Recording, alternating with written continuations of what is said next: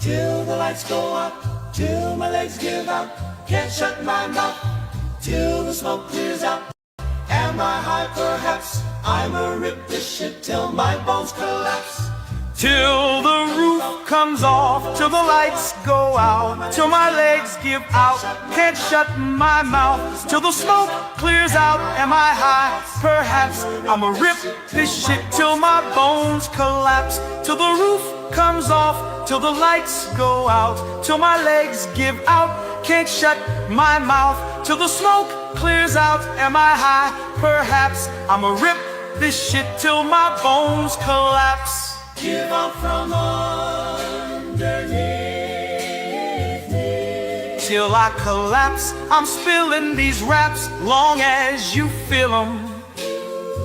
Till the day that I drop, you'll never say that I'm not killing them. Cause when I am not, then I'ma stop pinning them. And I am not hip-hop, and I'm just not Eminem. Subliminal thoughts when I'ma stop sending them. Women are caught in webs, spin them in hawk venom. Adrenaline shots of penicillin could not get the illing to stop. Amoxicillin's just not real enough. The criminal cop killing hip-hop villain, a minimal swap to cop millions of pop listeners. You're coming with me, feel it or not. You're gonna fear it like I showed you. The Spirit of God lives in us. You hear it a lot, lyrics to shock. Is it a miracle or am I just product of pop fizzing up? Fascism, my whizzle, this is the plot, listen up. Till the roof comes off, till the lights go out, till my legs give out. Can't shut my mouth till the smoke clears out. Am I high? Perhaps. I'ma rip this shit till my bones collapse. Till the roof comes off, till the lights go out, till my legs give out. Can't shut my mouth till the smoke clears out. Am I high? Perhaps. I'ma rip this shit till my bones collapse. Till the roof comes off, till the lights go out.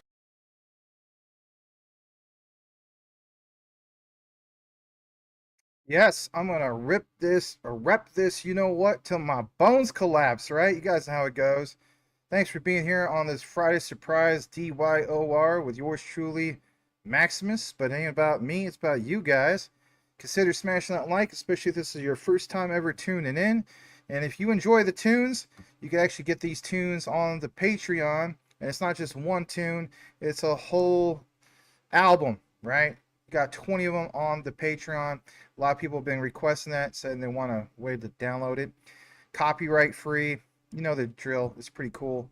So check out the Patreon if that's something that interests you. Let's jump into the comments and read the first comment.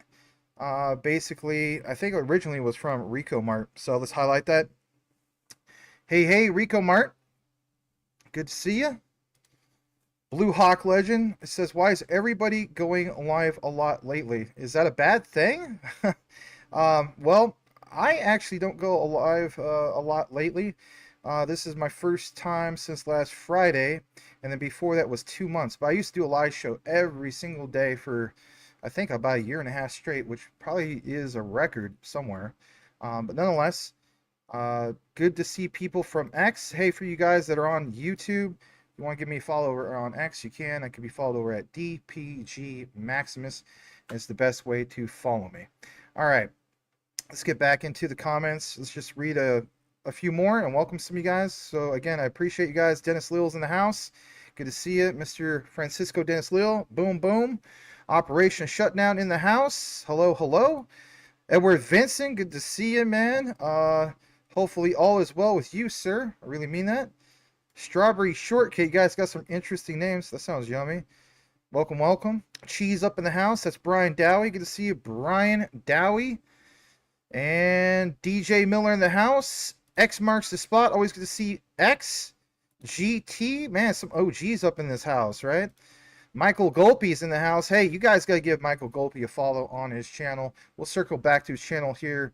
Actually, right now, let's just do it right when we're here. I have done collaborations with Michael Golpey. You just need to go and follow Mr. Michael Golpey. Why do you want to follow Michael Golpey? Well, he's awesome, that's why. And then on top of that, I love the little journeys he has with his car and his perspective of what he shares on the channel. So if you guys wonder, who is this man? This is him. I did an awesome deep dive collaboration about Jasmy with this gentleman. So let's go ahead and highlight his channel. Basically, it's this right here. Please give him a follow. Listen to his material. Don't just follow him and then never listen to what he has to say. He has great perspectives. This guy literally looks like he's, ex-Wall Street guy of some sort, right? Anyway, that's a good compliment. He always dresses real sharp. Love his car. But basically, like he says, relax, enjoy the sale. It will be okay. Some of you guys are kind of worried about what's going to happen and so on. So let's help this brother tick up. And we'll leave his channel on display for a brief moment and get back into it. So, I upgraded my internet to like 5 times higher than it is. And then on StreamYard, it is still saying some issues. So I'm thinking I might have to just go get a new modem. And anyway, please leave me some feedback if it looks fuzzy or if I sound like I'm popping in my sound. I really need that feedback. It lets me know if I sound crystal clear or I sound like crap.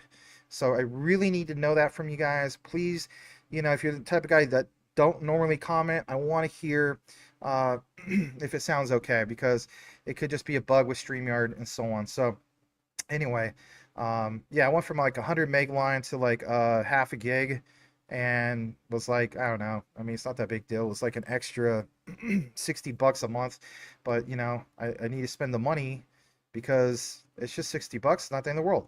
All right, we're also glad to have Anthony Thomas in the house. DJ All the Way loves the music. Hey, thanks, DJ All the Way. Love to see 21 Gaming in the house. Good to see you. Boom, boom. That is actually an AI version of Eminem's, Till I Collapse, right? Absolutely. I'll share some other ones with you guys later. Let's see. We got Landy Flowers in the house. What up? What up? Good to see you. Rest in peace, Nate Dogg. Yes, yes. I hear you on that. Much love to all you guys. Let me just get through a few more comments. Let's see what you guys have. Let's make sure I don't skip anything. I don't think I did. You think Jasmy will hit $1 this cycle? I mean, anything is really possible, but you're going to see some evidence of why everything points to 2026. This is the beginning of 2026. Why did they put that in the white paper? These are the things we're going to get into tonight. It's been a while since we talked about some Jasmy. Jasmy will be the main highlight of the night, and you'll see how it connects to even things like Ripple. Obviously some XRP. Another announcement from Michael Cornwell. He just sent me some really interesting info about Japan and XRP. You want to stick around for that. So yeah, I'm glad you guys like the content. Let's see here. Good volume. Okay, good. I'm glad to hear that. All right, so we're going to do it now is just get into the announcements first. And yes, by all means, check out Michael Golpey's channel. Let's zoom in one more time. Give him a sub. Actually, listen to the guy. It's one thing to following somebody and then you never pay attention again. I wouldn't want that for myself. So, but nonetheless, it does help him out. And check out his channel because he's an awesome person. All right, so let's jump back into what we have. Let's take off some of that branding and whatnot. And what do I have for you all? Well,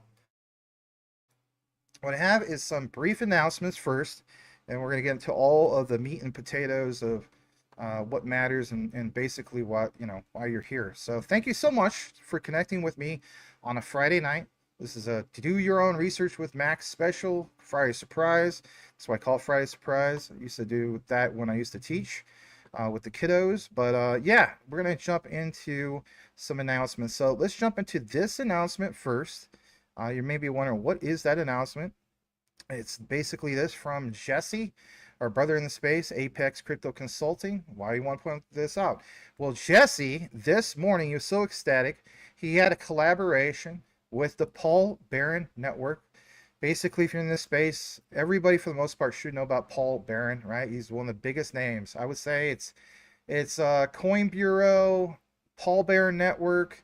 There's some other ones, right? But if I had to pick two, I would say those are the top two. You may have a different top two. That's not the point, but I think everybody knows about Paul Barron Network. Let's zoom in. Why it matters to you.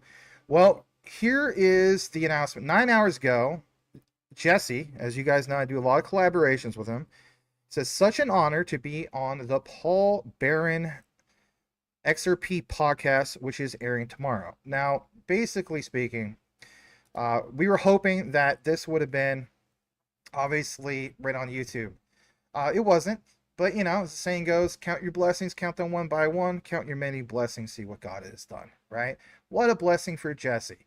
This guy is a superstar. Came out with his channel roughly about 3 months ago, and just like this bull run that we're going to be going on, right? He's absolutely blasted off. So this is absolutely big for him. I want to get more into this because it's going to give you information about tomorrow.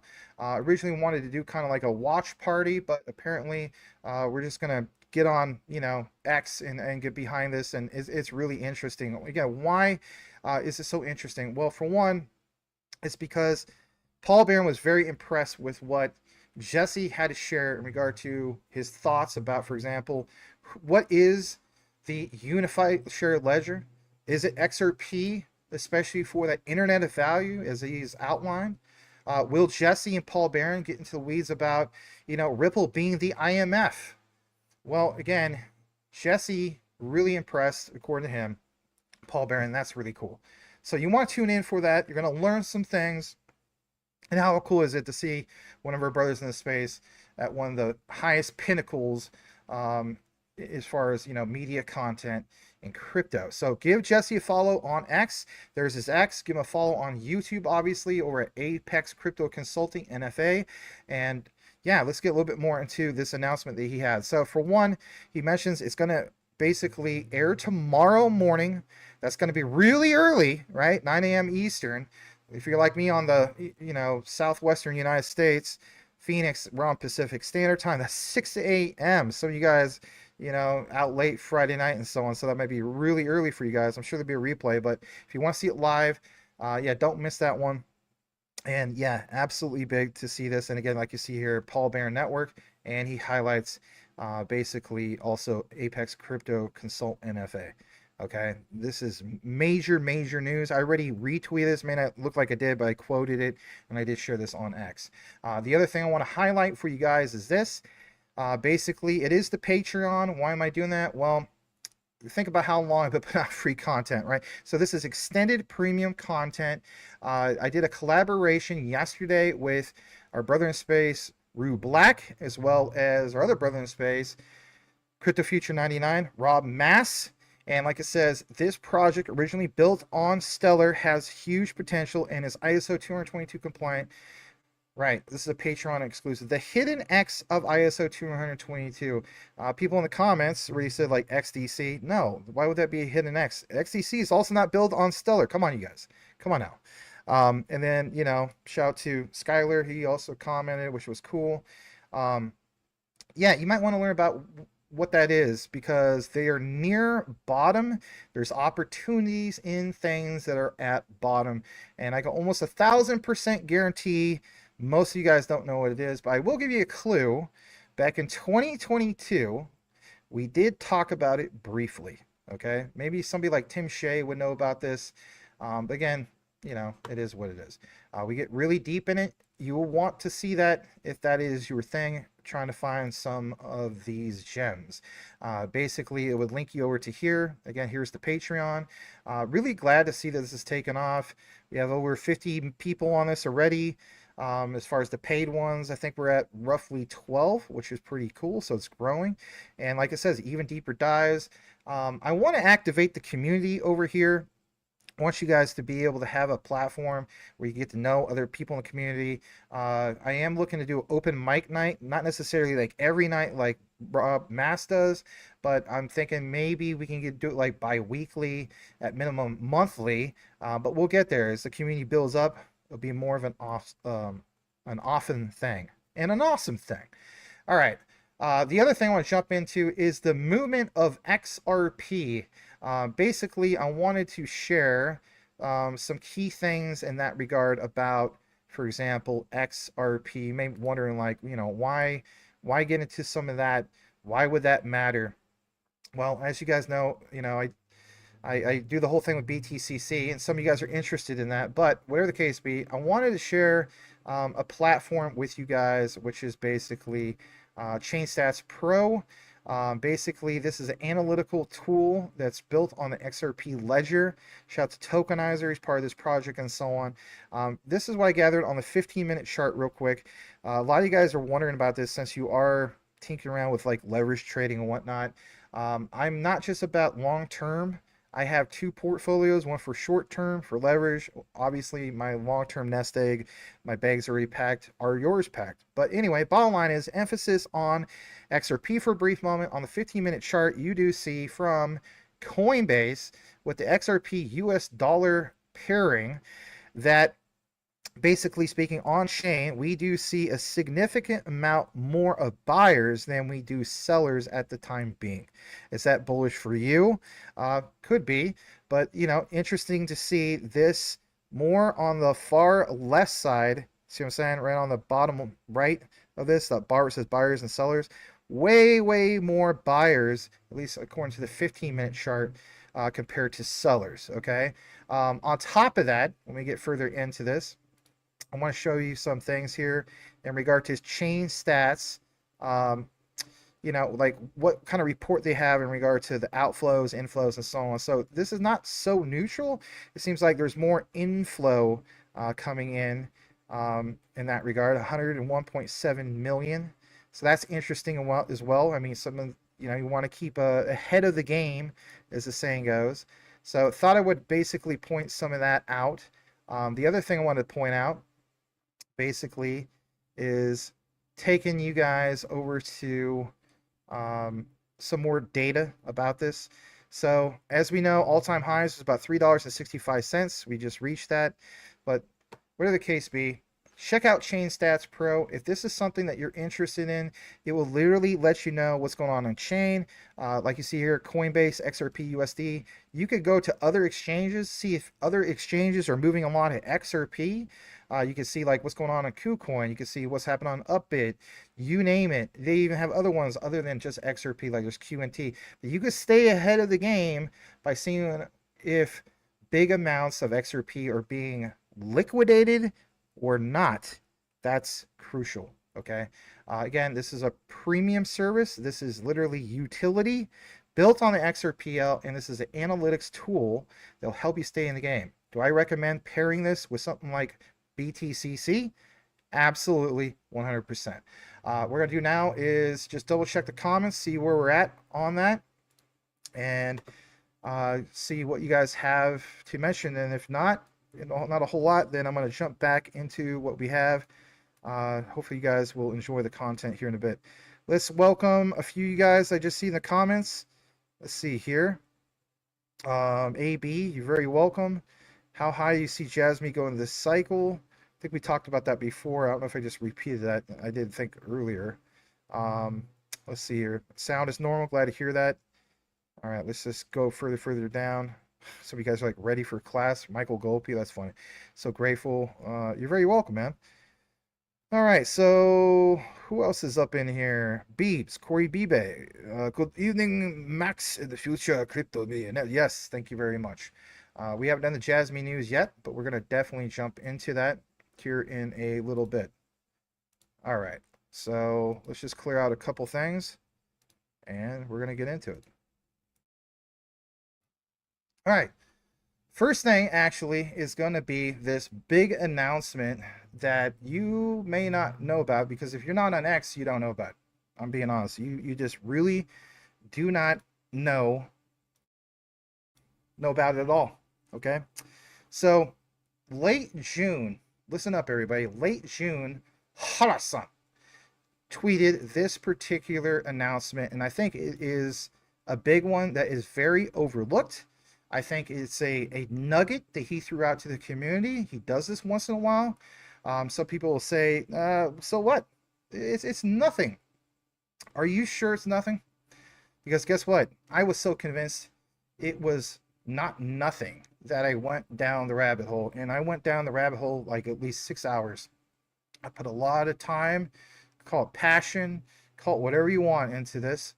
Because I know that some people saw, like, for example, Jasmy went down significantly. There was that whole thing about, what happened with X. That's X. That's not utility in motion. That was just a little bad thing that happened on X. They already addressed that. Dust the shoulders off, move on, right? But what am I referring to here in regard to specifically Harasan? Well, it's this. And this is where it all began. Really, this is where it all began for me with this. This is a real treat for you guys. I have not done these type of deep dives probably since my collaboration with Michael Golpe. I'll be honest. I've done some other recent ones, but this really takes the cake. What do we have? Well, he mentions discussions have begun anew regarding the issuance of stablecoins denominated in Japanese yen. Is the dollar the only success story? Now, I'll give you guys a key takeaway about this and why it matters to you. It is not the only success story. He is absolutely right. If you've been doing your homework when it comes to the whole thing of, obviously, Ripple with RLUSD or Circle with USDC, you will know that we got an unbanning of both, for example, Tether and USDC for Japan. I believe that was, last year? Remember how we covered some of these things? And that was a big deal. Don't get me wrong. Not dismissing that. But there's a clear stance when it comes to Japan making an announcement to the world, not just your circles and so on, not just your tethers and so on, that they want first movers advantage and they want homegrown stablecoins. Now, why is that big for you as a Jasmy holder? Why would it even matter? I get where you're coming from. We're going to get into all this. I'm telling you flat out, we're going to get to all of this. And for me, before we do, there's going to be some real aha moments here. Okay? So for me, and with the research, I don't do this often, but I won't go too crazy with this. I think there's going to be many flips of the switch for obviously things like XRP, but Jasmy has their own flip of the switch. It's not the main lever that we all want pulled or flipped on, but it's definitely a switch. It's a significant switch. So is this going to be one of Jasmy's first flip of the switch moments? I think the answer is yes. What do we have? Well, basically, as I got further into this, I decided to ask Grok a little bit of a question here because it just kind of helps a little bit. Not all the research comes from Grok, right? What we see here is this. Let's pull it up on the next part. Big Get News back in September 8th of 2024. There was an analyst, there's many in that regard, who suggests that JPYD launch could involve major traditional banks supporting Jasmy. If you're not aware of JPYD, that is by trademark Jasmy's stablecoin. Okay, so we see here a consortium. You know how we were always talking about, the Rice Crop Consortium. Always joking about that, but it's all in good fun, right? This consortium includes Mitsubishi, Rakuten, Fujitsu, NTT, Hitachi, and others. The emphasis tonight will be Rakuten. Now you may be wondering, like, why? Why Rakuten, Maximus? Just tell me now. Do it. Tell me now. I want to know. Well, there's more. Shout out to NeoXTrix. Been a while since I cited his material. Doesn't mean I dismiss him. He pointed out a while back that JPYD has been filed for patent by Jasmy Co. The consortium comprises more than 70 companies, including, obviously, the ones I said, and boom, you see Rakuten on the list, okay? It's big, don't get me wrong. And again, all these partners of Jasmy, who is the perfect blockchain, confidentially, etc. Jasmy. Now, before we read this, I want you guys to understand there's a big wave of still new people. There's a big increase of Jasmy holders. There's a big increase of people, you know, it being on people's watch list. Some people, and I've seen it in spaces because I know I cover Zebek with collaborations with Rue Black. There's people here right now as we speak. You feel as though that Zebek is basically this year's Jasmy. Why are we stating that? It's because a lot of people feel as though that Jasmy ship has sailed. I'm telling you flat out, it hasn't sailed. If anything, we just got a taste of, like, it's basically at the docks, but it has definitely not sailed to where we want to go. Liquidity, it's all about liquidity. You know, you look at the biggest pairings for the biggest blue chips out there, and those pairings, whether you like Tether or not, is a significant pairing. 35,000 plus pages of pairings with not just BTC, your XRPs, you name it, even meme coins, garbage out there, right? But it's pairings. Pairings are the enablers of liquidity.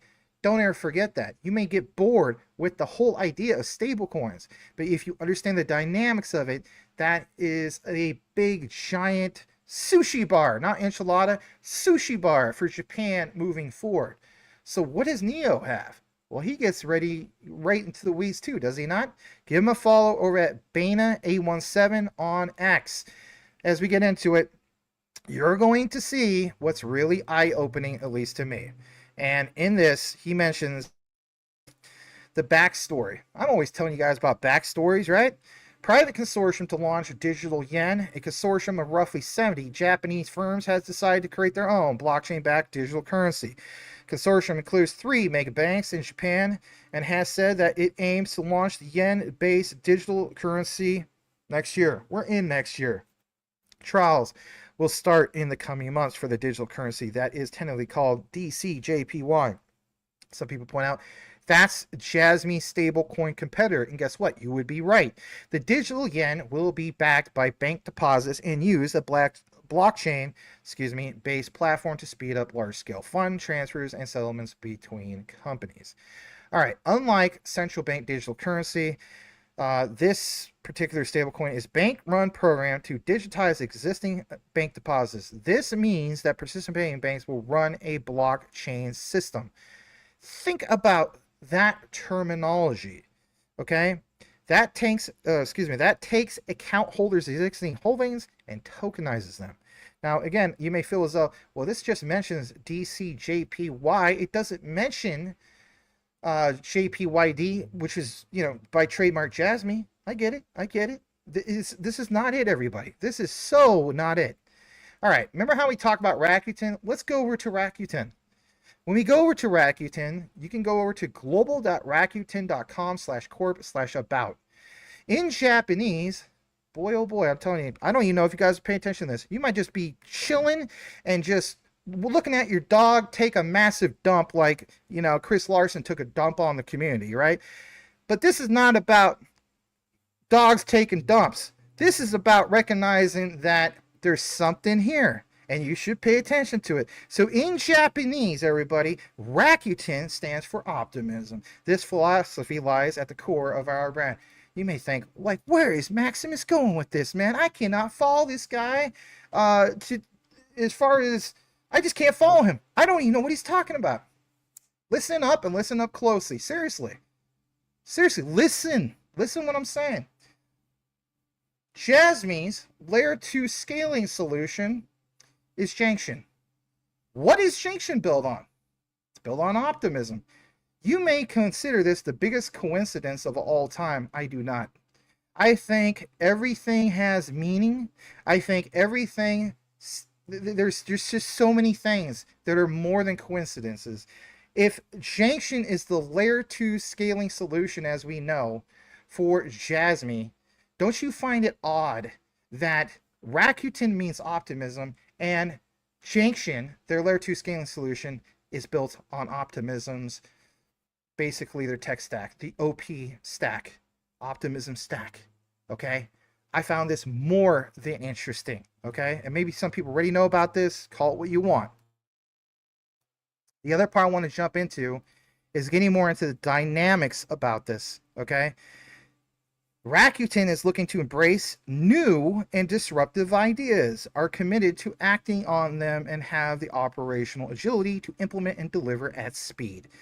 Okay, what speed? Right. You have to have something that will scale. The ERC20 token is not just going to get it done alone. However, there is more about that, by the way. You're going to have to stick around for that. Let's jump further into this. Let's take you over to Mr. at a, Beta A17 Neo X Tricks. Jasmy deliberately deployed a layer 2 solution. Most of us know this, Junction. And like it says, OP stacked optimism or to achieve compatibility with most layer 2 protocols. Right. Yeah, we already been down that rabbit hole, but sometimes you guys want to see it in writing. There it is in writing. Again, Junction providing users with more meaningful identity through their data. This doesn't compete with Jasmy. I don't know why people in the community are saying that. It complements Jasmy because it's the answer for their layer 2 scaling solution. And oh, by the way, for people like still basically criticizing Jasmy, saying they don't do enough marketing, that's why they went with, obviously, Chainlink. Chainlink is their marketing solution and their interoperability solution. They didn't go with Quant, but they still could in the future if they choose to do that. And even as we speak, they technically already do have that interoperability on the back end side. So take you further down into this and why it matters to you, let's take you over to Rakuten. What you see right here is really, really eye-opening. We know you only use us for money. We're cool with it. Well, geez. I mean, that's interesting. But what's more interesting is on July 22nd, while everybody was paying attention to the distractions of, let's face it, Epstein and all this other stuff, there's this. Shout out to Coach JV. He's always pointing out, like, people looking this way, but in reality, there's something going on over here. Well, here's what's going on over here, but also in Japan, while everybody's complaining about what's going on X. Oh no, this bad thing happened on X. I think I'll dump all my Jasmy. Okay, guess what? How many people bought on that fear? Just think about it. How many times have people bought on fear, or bought your bags, as the saying goes, and capitalized on that? Many times, not just with Jasmy, but there is this, and basically speaking, today's July 25th. So only 3 days ago, we get this, and nobody's talking about it. Why isn't anybody talking about this? Well, here's why. Introducing Rakuten American Express card. Notice it says American Express. Earn an extra 4% cash back on Rakuten purchases and 1% on everything else. It's cash back on almost everything every time you shop. Okay. Oh, I just connected. It doesn't say Jasmy on it because my attention span is of a goldfish and all I can do is 30 seconds. Hey, guess what? If 30 seconds is all the research you can do, by all means, unsubscribe from my channel and go follow somebody else. I say that politely. It might seem like I'm ticked off. I'm not. People do what they want. But another big coincidence here. Check out what it mentions. Rakuten. And what does Rakuten have as a product that says something about Jasmy? I mean, call it what you want. Call it another significant coincidence. But exclusive Jasmy red knit top. And is that not the Jasmy colors of orange, white, and some of that brownish black? Yeah, I would say so. And some people will be like, man, you're going too far with this. I don't care. I'm glad to share even the most remote conspiracy, coincidence, whatever. Take it further into this, I want to point out this. Go to Rakuten's Wikipedia page. Why would I want to do that, Maximus? Because I had it highlighted for you. I have it highlighted for you. If you go to Rakuten, as pointed out here, Rakuten has been formerly MDM, and of course that was 1997, 1999. But it points out that basically Rakuten is known as being referred to as the Amazon of Japan. Yeah, the Amazon of Japan. That sounds like a very, very big deal to me. And most people look at Rakuten as just, oh, they're just connected to like travel. Oh, I kind of heard about them. Not such a big deal. I'm going to move on with my life. All right, let's go further into this.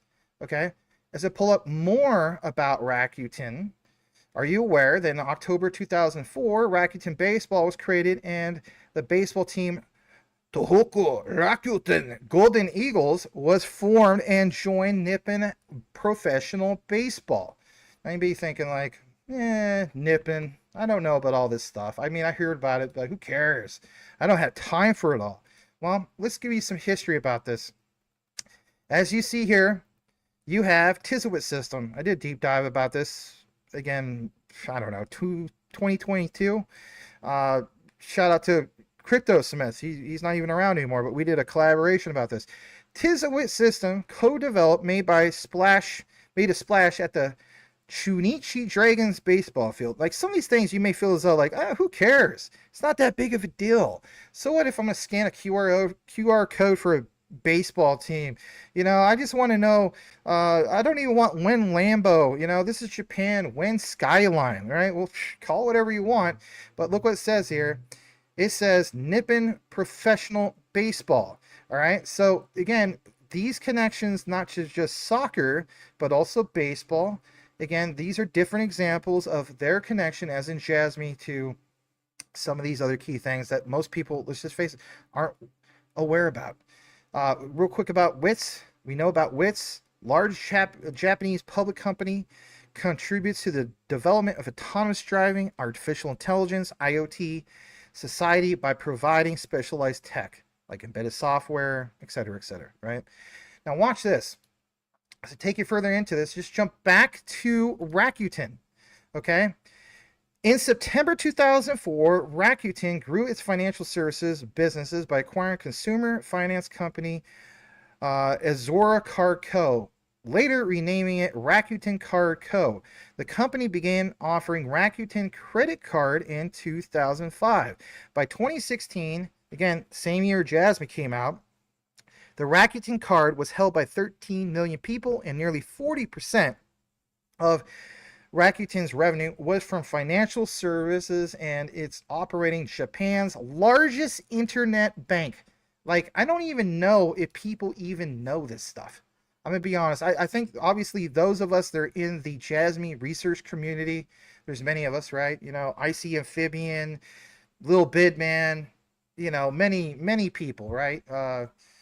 Neo X Tricks. I mean, I could go on and on, right? Houston. There's so many people. I hope people don't take offense if I don't name the whole list. But for me to see something like this about it's Japan's largest internet bank, to me, this is a bigger deal than traditional banks. Again, why is that? Because Rakuten is the Amazon of Japan. That is not a title that we should take lightly. But I just honestly think most people don't realize this stuff. Is this all I have? Nope, it surely isn't. So it mentions it's the third largest credit company. Rakuten cardholders are part of a point-based membership program. All right, think about that for a brief moment. I mean, seriously, some people, you're having a good time tonight. Have a good time tonight. But if you understand the dynamics of Jasmy, then you already know that they have what? Point-based membership programs. Absolutely. So right here, that should catch your eye. I mean, if I didn't even, like, if I wasn't me and I was connected and stumbled upon some of this material, I'd be like, holy crap, I need to learn more about this. I really need to learn more about this, because there's some Yahoo who said on a chat room that this is a giant bunch of hooey and there's nothing here. Ladies and gentlemen, this is branded the Bitcoin in Japan for a reason. It has no tie to, obviously, Bitcoin. It's just an expression. It's called the Bitcoin in Japan because they are the first regulatory compliant cryptocurrency in Japan. And guess what? I truly believe they'll be one of the first, okay, the first moving forward to be the first regulated or compliant stablecoin moving forward. So obviously Ripple did something big, made headways and so on in 2024 with RLUSD, and they still are in 2025. When Japan gets this solidified, can you imagine what kind of liquidity would pour into Jasmy with JPYD?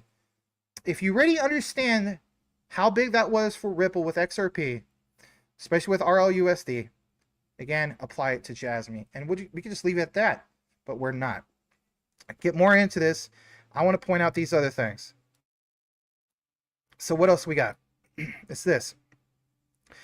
It's basically these key things about, like what we mentioned, QR transfer and so on. Now, basically, Grok got involved when I asked him to get involved, right? What do they have? Well, in the highlight, really interesting things here. I said, is Jasmy going to use a point-based membership program with Japanese yen denominated stablecoins with JPYD? Tell me, Grok, tell us what we want to know. And it doesn't say like we would normally say, everybody. Normally, Grok would point out like, well, there's a possibility that this could happen. And there's a possibility that this could be in alignment with this, but all these other things have to happen at the same time. No. You get a different perspective here. Let's get into that. It says, there is evidence suggesting Jasmy plans to integrate a point-based membership program with its ecosystem, potentially involving Japanese yen-denominated stablecoins, obviously like JPYD. And according to Jasmy's 2024 roadmap, a point system was set to be released on Jasmy's Layer 1 blockchain Q1 2024, designed to integrate with the Jasmy ecosystem and operate in partnership with stablecoins. Of course, there's a delay in regard to that stablecoins, but it would allow this system to have QR transfers between KYC verified users and is intended to be the first to run, I'll say it again, first to run when stablecoins are licensed in Japan. Now, this isn't it. This is not it by any stretch of the imagination. Okay? So we understand that sentiment around JPYD, Jasmy, of course, speculative. Everything's speculative until it is confirmed. You know, people want to get in after things blast off. That's a good way. That's a great way to make money, is it not? You know, you wait until everything goes to the moon and, oh, I'm convinced now. I see that we have solidification. Give me a break. The sentiment around JPYD and, of course, Jasmy. While some analysts suggest that the launch of JPYD could drive significant adoption and price growth of Jasmy coin by enabling mass transaction volume similar to USDT and BTC and Ethereum. I just explained that to everybody, right? Literally just explained the same thing that Grok is telling you, right? The significance of pairings. Now, of course, not definitive yet because it hasn't been verified. But again, Hara is notoriously known, I mean in a good way, because notorious by definition means well known, but for something bad. So I should repeat what I said. Hara is well known for throwing the community little nuggets. And I think this is another example of that, right? In summary, according to Grok, Jasmy is working on a point system integrated within its blockchain and has plans to collaborate with stablecoins, JPYD being a registered trademark for potential yen-backed stablecoin. It is a registered trademark. Okay, how about this? What does Cointelegraph have to say about, for example, Japan and stablecoins? Well, now let's reference Ripple. Yeah, let's reference Ripple in that regard, because what we see here is demand for this. Like Brad Garlinghouse or Ripple point out, only a matter of time. Ripple CEO Brad Garlinghouse says that Japan's efforts on regulatory clarity have allowed entrepreneurship and investment to really thrive. Now, this was a while back he stated this, but here's the highlight. People will want to hold yen stablecoins, and I think that is only a matter of time. Right. Of course it's only a matter of time. What else do we have? Well, what you see here is this. It's called SoftBank. They partner with Hakoku FHD to launch soft point-of-sale solutions supporting stable coin payments. Now, in the visual, you see Visa. Okay, how long ago was this? Oh, Maximus Crypto. All he does is cite things from 2016. No, I don't cite things just for 2016. I also cite this. As you see here in the highlight, July 1st, 2025. Why is that a big deal to you? Well, think about this. Because it's recent? Absolutely, it's recent. Okay, so for one, it mentions here, this will be the world's first deployment of a SOT POS solution, one certified under global mobile payment security standards. Remember how many years I've been just beating that drum about the importance of standards? It supports stablecoin transactions in real commercial setting. The duo said in a statement on Tuesday. Yeah, the new service supports Hakoku's mission to create a super cashless region, making digital payments more accessible and cost effective across that particular area. All right, this other part. Key innovation of service is to support Tochika, Hokuku's bank Japanese yen deposit backed stablecoin. Consumers can use this particular mobile app developed for stablecoins. So for one, it's not just like some everyday app. It's specifically designed for stablecoin. Like that right there, I would be on the hook of wanting to know more about this. So Tochika is issued in compliance, just like how Jasmy is, right, with Japan's Revised Payment Services Act, and is fully backed by deposit reserves. Look at this part. The soft POS solution is powered by SoftSpace proprietary, which is called Fast Tap technology, and complies with obviously the standard. That's big. And again, contactless payments. We'll circle back to why that's important. Take it further down into this. Back to this. We see this. Contactless card payments. Again, I don't think people realize the bigger picture here. And I say that politely. As I get further into this, for you OGs, I've been following the research for how many years have we covered Jasmy? Right? As a community, been a while, right? Shout out to Michael Cornwell. He's the one that originally introduced this to our community. You see him in the comments as Elon Muff. That's the guy you need to dab, just being honest. Anyway, all these contactless payment systems, omnipresent in daily life in Japan. Shout out to NeoXTrix for the research again. Backed by Felica Technology. Who's connected to Felica? Oh, Sony. Who's also connected to Sony and Jasmy? Oh, no big deal. Just Tadashi Morita. Oh, isn't he the one that created like some of the Felica patents? Yeah. Oh, you got my attention now. I have to mention Sony to get your attention. Not your attention, but most people's attention.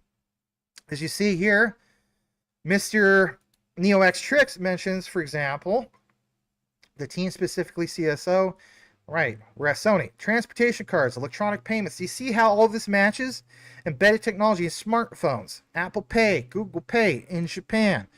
Right, already emerged. Jasmy already emerged during the development of Felica. You see the visuals, you see the devices, you see Apple Pay. I mean, come on. But that is honestly not it. It may seem like it is. It's really, really not. Okay? As I take you further down into this, let's take you over to prtimes.jp. Why? Let's cite the citation reference of Sony Bank. Sony Bank Wallet is a card that combines Sony Bank card, cash cards, I should say, with Visa. Remember how I showed you that visual recently? Yeah, Visa. Ladies and gentlemen, this is about to happen sooner than most people realize. And I'll be honest, everybody will be reporting it when it goes to, as the saying goes, the moon. Another thing, it says the debit function is the first in Japan to support 11 currencies. First in Japan to support 11 currencies. Obviously Japanese yen, obviously the US dollar, some of these other ones, right? In principle, the amount used in yen is immediately deducted from yen ordinary deposit. Obviously, there's the whole thing of Sony Bank and the technicalities, right? To get into this next part, I want to point out this. Sony Bank Wallet, yen stablecoin. Sony Bank is experimenting with yen-backed stablecoin as part of proof of concept. Some people say, well, that's Polygon. Well, of course, that was the whole plug to, obviously, A-Star, and they're doing some things over there. Obviously, Jasmy has some competition, but think about this, and don't overthink it. It's literally this simple. Is Tether the only one out there worldwide? No. Is USDC the only one out there worldwide? No. So why would that all of a sudden be dismissible from Japan? Right. If they're trying to make their own home brewed stablecoins in Japan, then yeah, they're going to make those ones. Where does Jasmy stand out with JPYD? Where does TCJ, the competitor, right? Where are they going to stand out? It's all about that market dominance, but if it's me, and I recognize that Jasmy is still the first regulatory compliant, they met all the standards of the FSA, which is, Japan's version of the SEC, then there's something to be mentioned about that, and there's some importance in regard to that. Don't ever dismiss some of these things. No matter what FUD you hear, go back to the research and share with people. Cite what you've learned, because if anything, maybe even the fudders don't even know what the heck they're talking about. As I get into this more, you will see some other things. What do we have from this? People will want to hold stablecoins in yen, and I think it's only a matter of time. Even Binance saying the same thing that Brad Garlinghouse was stating. Take you further down into this, back to this whole thing about an e-bank. Rakuten, the company. Let's circle back to that. So for one, they were founded in 2000, the year 2000, operates as an internet-first bank from Rakuten. Company has 7 active competitors, including 1 funded and 1 that has exited. Top competitors include companies like Revolut, which holds a whole lot of Quant. I know I keep saying that. And boom, you see Sony Bank. Interesting to see, everybody, that Rakuten, by definition, as we have studied, is literally interpreted as optimism. Okay, so Japanese English is optimism. Again, back to the whole thing of Junction being a layer 2 scaling solution and on optimism, right? So you could say Junction is Rakuten, basically. So formerly E-Bank. Think about that. E-Bank. They were literally E-Bank. Why is that? Because they are an internet-first bank. So if we're going to this next era, I would appreciate that we have these internet-first banks. Oh, by the way, how many people here still have a checking account? I still have a checking account, but I got rid of my savings account last bull market because it was costing me more money to have the savings account than, compared to putting in other investments and so on, right? My point is this: how many people have what is referred to as an open checking account? And in that checking account, you're still getting billed a monthly service charge because maybe you don't have enough money in there. All right, no judgment. But that's a thing. Well, guess what? Online only internet checking, especially here in the United States, a lot of those are free checking accounts. My point is, where do we go from here moving forward? We're going to go to the point where, like you're seeing here, internet only banks, and especially in Japan, they get a lot more than we do with understanding the move forward from Web 2 to Web 3. As I pull up more about this, I want you guys to see some other things. Excuse me. And basically it's this. Let's take you back to this other part. This is good stuff. I know this is quite the deep dive, but this is what a live show is for. Back in March of 2010, Rakuten Bank has launched a, quote, e-bank happy program, customer loyalty program. My goodness. I mean, if you already understand Jasmy, this is the answers that you've been just salivating at the mouth for. You really, really have been. And maybe nobody explained it like this to you. And this is not me tooting my own horn. It may seem like it, but it's not just me who shared this. There is a whole research consortium of awesome people in the Jasmy community who share this long before I did. I don't know if it's necessarily this, but like there's people like Lil Bidman who have gotten really deep into some of this stuff. And again, I don't think people have grasped that these are concepts that exist way before Jasmy was incubated. Okay, but we're talking like even before 2016. There was clearly a vision to do some of these things. Now again, here's your highlight. You might be a person taking some notes. That's cool. Awesome. Kudos to you. One of the key highlights I want you guys to have here is what is mentioned specifically about the launch of eBank Happy program. Okay, Happy. Just think of Happy and customer loyalty program. Here's why. We go to this Jasmy Global Medium. Here's why. Sometimes people forget about this. Look how this is interpreted, ladies and gentlemen. You have, in the summer of 2022, as phase 1 and phase 2 of the project, the Platinum Data Happiness Discovery Project, developed a prototype of an AI engine by utilizing Jasmy Personal Data Locker, which indicates users' happiness by index. Is that not in alignment with Rakuten? Absolutely, 100% is in alignment of Rakuten. And that part where it says develop a prototype of an AI engine, you're not going to get that done just with, for example, the ERC20 token. Or has that changed? Think about that. I do have something towards the end of this outline that we'll talk about that. So my thing is, yes, the incubator at that time of 2022 was to take it to where Junction is looking to do some things. And people still complain about Junction. Like, oh, I don't like this. You don't like the idea that they have a layer 2 scaling solution? So that just tells me that people don't like the idea of roll-ups and so on. Maybe you just don't understand it more. And again, that's no disrespect. That's just telling it like it is. As we get further into this, let's take you over to a visual. Sometimes you want to see a nice visual. Shout out to, obviously, NeoX Tricks once again. What does he have? He has this. This is big. He points out that DD coin, alongside the JPYD, both stablecoins Jasmy, will be exchangeable for tokens on the platform. The system will convert personal data into value, which can then be transformed into a DD coin. Additionally, a mechanism is implemented to enable the exchange of DD coin for Jasmy coin. This framework is intended to expand beyond Japan's borders. Yeah, no kidding. I've done plenty of deep dives about this. There's a whole new wave of people who don't know about these things. Which, of course, brings us to more of the recent. You may be wondering, why is that? This is from digitalgo.jp news. This is somewhat recent.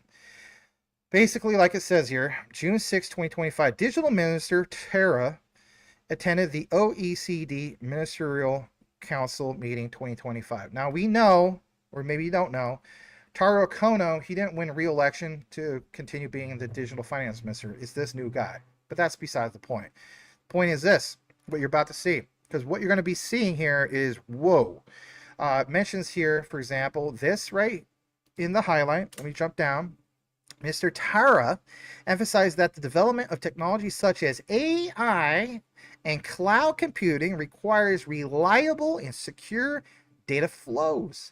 He stated that addressing policy issues associated with cross-border data flows, including privacy protection, listen to this, my God, listen to this, and national security should not rely only on regulations, but utilize these regulations and cutting-edge technologies, striking the right balance between both to foster data, or trust, I should say, in data flows.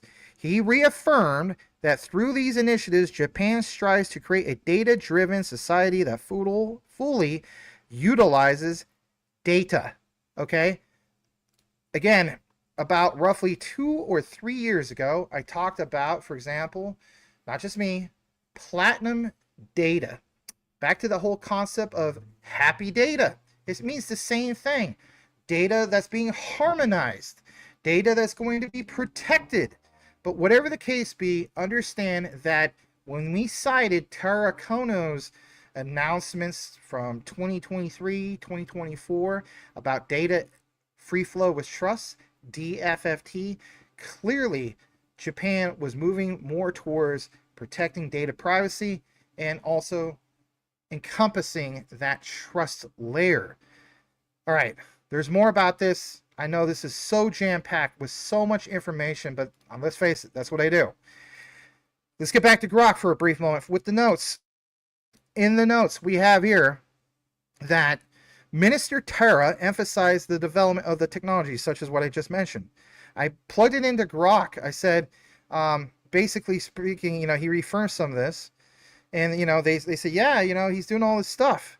Here's how this aligns and manifests, think about this, with Jasmy. Okay?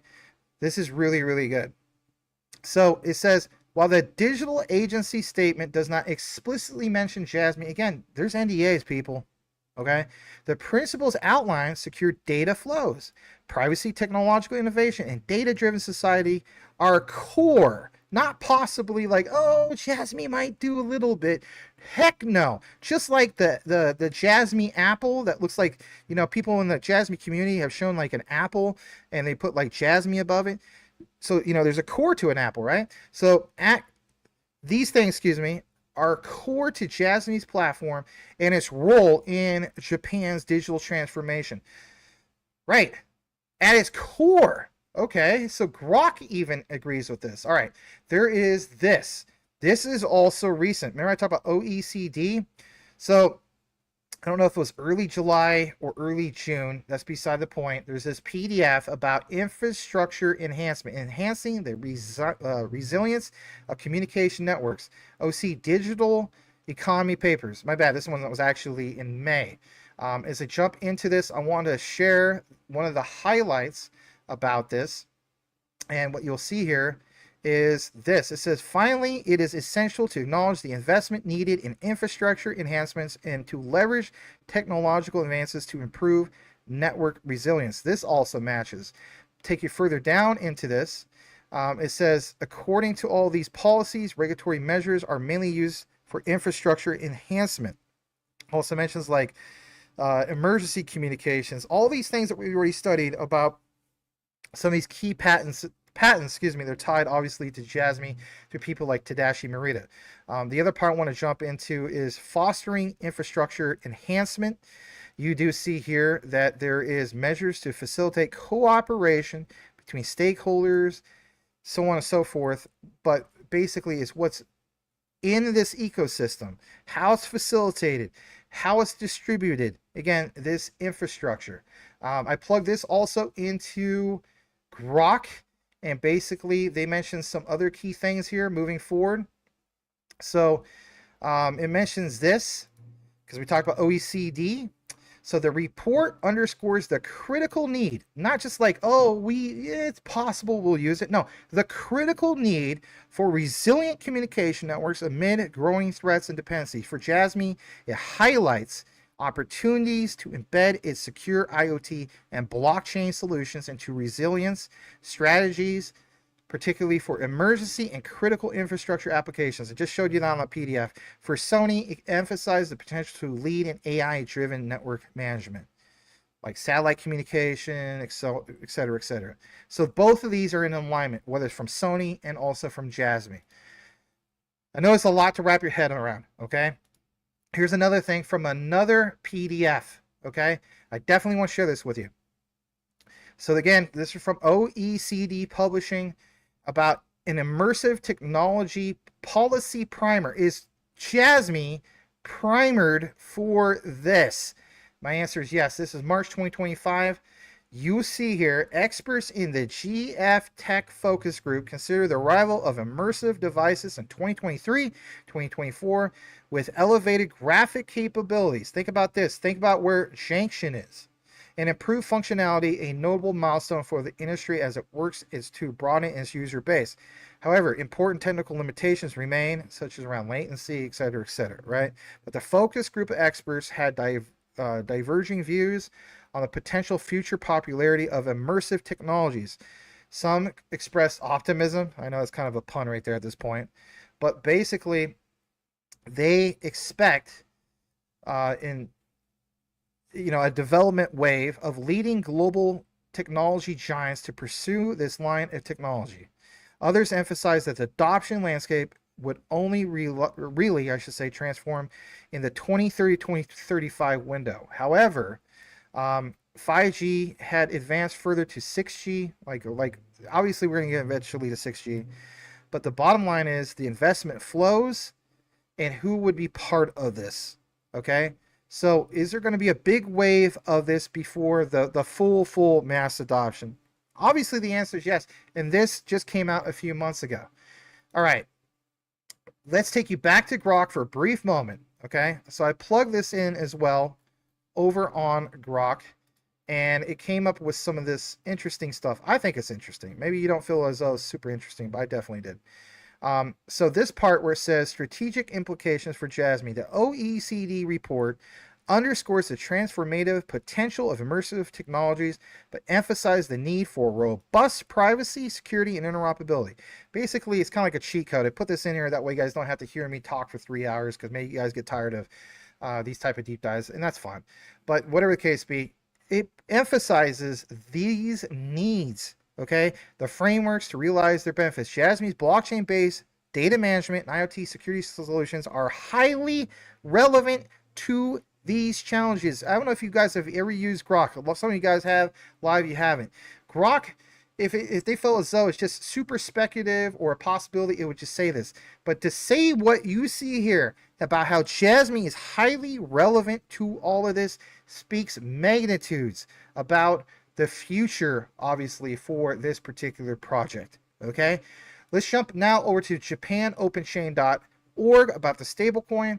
It says here, what is a stablecoin? Well, most of us know this, but it says basically, real world assets, meaning tokenization of real world assets increasing, targeting valued real world assets such as real estate bonds, gold, stablecoins, and so on, right? Talk about legal currency. Here in the United States, literally say what you want. We have had executive orders at this point, sign-offs about legalizing crypto. Okay, what about Japan? And what about for Jasmy moving forward? So about 20 trillion yen of stablecoins linked to the US dollar have already been issued and circulated, and expectations of circulation in the Japanese market are also increasing. This comes from, japanopenchain.org/en stablecoin. Man, that's absolutely way bigger than anybody could fathom with those amounts, right? All right, what about from a law perspective of things? Let's take you to this as well. According to Asia Business Law Journal, in the stablecoin sphere, SBI VC Trade commenced handling the US dollar peg stablecoin USDC in April 2025. Several fund transfer service providers are exploring the issuance of Japanese yen peg stablecoins under the existing fund transfer service licenses. The utilization of, again, the competitor DCJPY, a system for tokenizing bank deposits, is also gaining traction with issuance cases by GMO, Azora Net Bank, and other ongoing projects involving, and what does it say here? Multiple major banks and what? Online banks. So again, think about this for a moment. I want you guys to really soak this in. If you just tuned in, you're not getting this, and that's okay. Back to Rakuten. Boom. Amazon Japan. Boom. Also the whole thing of online bank. The biggest internet bank for Japan. And then to see this about, for example, multiple major banks and online banks. I mean, I could put two and two together all day long. Absolutely. I know you guys can too. Let's pull up just a little bit more about this. Again, Jasmy will be the main highlight of this show. We also see here from Vixio. This was reported again a few years ago, but there's a lot of recent news and citing some old stuff. It doesn't mean it's invalid because it's old. My goodness. So Vixio.com has this take about how Japan leads stablecoin regulation, how they had a bill that passed then, at least through Parliament.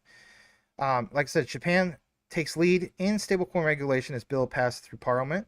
The other part I want to jump into is that Japan is positioning itself for a new type of homegrown, like I mentioned at the beginning of the outline, stablecoin developed and launched by Japanese financial institutions.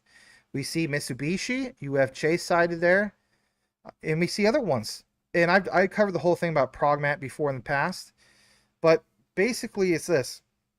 It's getting into the whole talk of Swift. Oh yeah. Yeah, we're going to talk about Swift for a moment, because a lot of times when we talk about Swift, people are like, oh, that's just like XRP or maybe possibly Stellar or Quant and so on. No. You're going to see some things that are very eye-opening that you might not even be aware of. Let's cite this. This comes literally from Swift.com, from Alan Dolfossi, head of Japan Swift, says, quote, "The Japanese banking industry is evolving quickly." Think about this, everybody. It's a call to action. And customer needs are changing. Through enablement of Swift GPI on FXYCS over Bank of Japan, by the way, net banks participating in FXYCS, large and small alike, will gain additional and valuable control over the cross-border transactions through functions that include end-to-end tracking and a planned stop and call or recall capability. This will change the way banks manage their international remittances and the experience they ultimately offer end customers, placing Swift GPI at the heart of the banking transformation. And oh, by the way, where? Of course, in Japan. All right, I want to take you over to this. Shout out to this person. A lot of you guys like her, some of you guys don't. Hey, whatever. right? I think she's pretty cool. This is Crypto Eerie. She calls herself Eddie. She pointed out a while back that Swift GPI, since we're on the topic of that, document API, third-party applications, plus tokens. Again, think about this, tokens, internet and immediate Ripple integration. Think about what I just presented, all of what I just presented. Think about what I just shared in regard to the citation from Swift. Now let's go to this key area from her findings, and then you can draw your own conclusion with just maybe a tad bit more of this ultimate Jasmy deep dive that is so needed for the community in this space. Please consider smashing a like. Hopefully I've earned it. I've proven that. If you really like it, share it with others. Put it on X, put it on wherever you want to share it with. That's what I appreciate. Let's go ahead and play this roughly, I want to say under a minute, from Eddie, aka Crypto Eerie. Here we go. This is where I had to pinch myself. In this option, the Light 2 customers are using tokens today on internet. So I think this is absolutely a very strong possibility that the token is XRP and this third party in the API option is Ripple. So you can take a look, you can read through these things and see that the API is using the internet. You're connected to the web, says right here. So I don't know. I would really love to have more people look at this and tell me. Well, Crypto Eerie, that's exactly what we're doing, right? Absolutely. But that was so eye-opening, at least for me. The other part I want to get into is this right here. Remember how she mentioned Light to Japan? Let's just zoom in on a basic search. Light to Japan, again, Swift Alliance, cloud-based service used by, this is likely refers, but I already verified this. So service used by Japan Securities Depository Center, JSDEC, to connect obviously to Swift, not Swift blockchain. I keep having to say that because there's so many new people that think that Swift blockchain is the Society for Worldwide Interbank Financial Telecommunications. It is not the same thing. Swift blockchain is SWFT. This is SWIFT. Big difference. All right, let's jump into this. July 11th now, 2025. Oh, we're getting more recent. Max wasn't just going to quote stuff from, 8 years ago. No. Digital agency list of companies introducing Japanese public key infrastructure, JPKI, using a My Number card and examples. Oh my goodness. Are we going to start talking about My Number card again? Yeah, we are. We're going to do that for a brief bit because for some people, you're very, like, this is the only reason why you hold Jasmy for a reason. For me, it's not. But I get it. For a lot of people, this is the aha moment. As we zoom in on this, I want you guys to see this. This is so crucial. Oh my goodness, this is so crucial. I just saw my notes. Whoa. So for one, the citation comes from digital.go.jp. Technically, if you want to nerd it out, which most won't, but if you're that guy, because there's always at least one person, I want to see the citation for I can glance at it and for I can take a picture of it and put it on my wall. And then I'm going to stare at it and I'm going to say to myself, what the hell am I going to do with that? I'm not going to do jack diddly squat with that. But I want to look cool in the comments. All right. Hopefully you're not that guy. But look what it says here. List of companies introducing Japanese public key infrastructure using My Number card and examples. And doesn't mention Jasmy. Well, boom, boil it, mash it, stick it in a stew. Jasmy is on that list. Yes, you heard that right. Jasmy Corporation is on the list for digital.go JP for that list. Jasmy Corporation providing online identity verification services. Plain as day, you see that. That's major. You may not think it's major. That is absolutely major, ladies and gentlemen, because it solidifies that they're part of that mix. All right. So at the end of the day, I decided to ask a little bit more about some of these key things. And basically speaking, it's this Bank of Japan. Okay. So Jasmy's blockchain based platform, according to Grok, aligns closely with the themes of digitalization. Yes, digitalization, data security, and innovation in financial services discussed in the Bank of Japan's keynote speech. Its focus on data sovereignty and tokenization supports the vision of creating efficient, high value, added financial services while addressing privacy and cyber risks. Right. However, Jasmine impact depends on its ability to scale. Well, they already addressed that with Junction. Okay. But again, this aligns closely. Doesn't say anything about like, well, Jasmine has to jump through all these hoops and do this and all that, and they might possibly be indirectly used. No, no, no. This policy aligns closely. The other part I want to jump into, I know I keep saying there's so many other parts, but hey, this is what I do.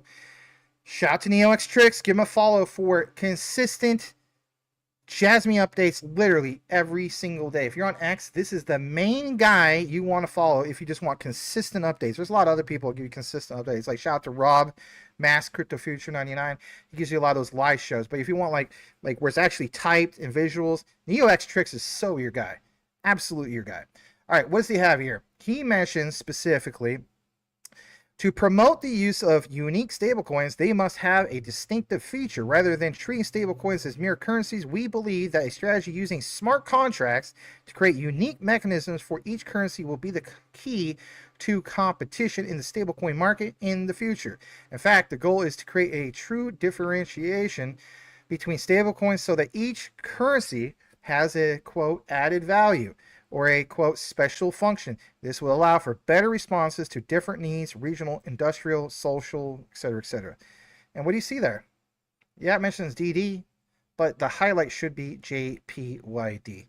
Because again, Jasmy already has that regulatory compliance for being the first in Japan. So is this first mover advantage? Yes, it absolutely is. And of course, Neo shared this yesterday. That was cool. All right, back to Grok for a second. The introduction of JPYD and its integration with Jasmy could drive price appreciation through the following mechanisms. Now, if you understand how big that is, then you'll understand where we go with this, okay? So for one, some people have pointed out like, yeah, you know, that could be really, really something. For me, it is one of the biggest whoppers of them all because I have drawn my own conclusion that, it's all about more and more liquidity. Okay, you may get tired about hearing about stablecoins and so on, but it's all about that liquidity.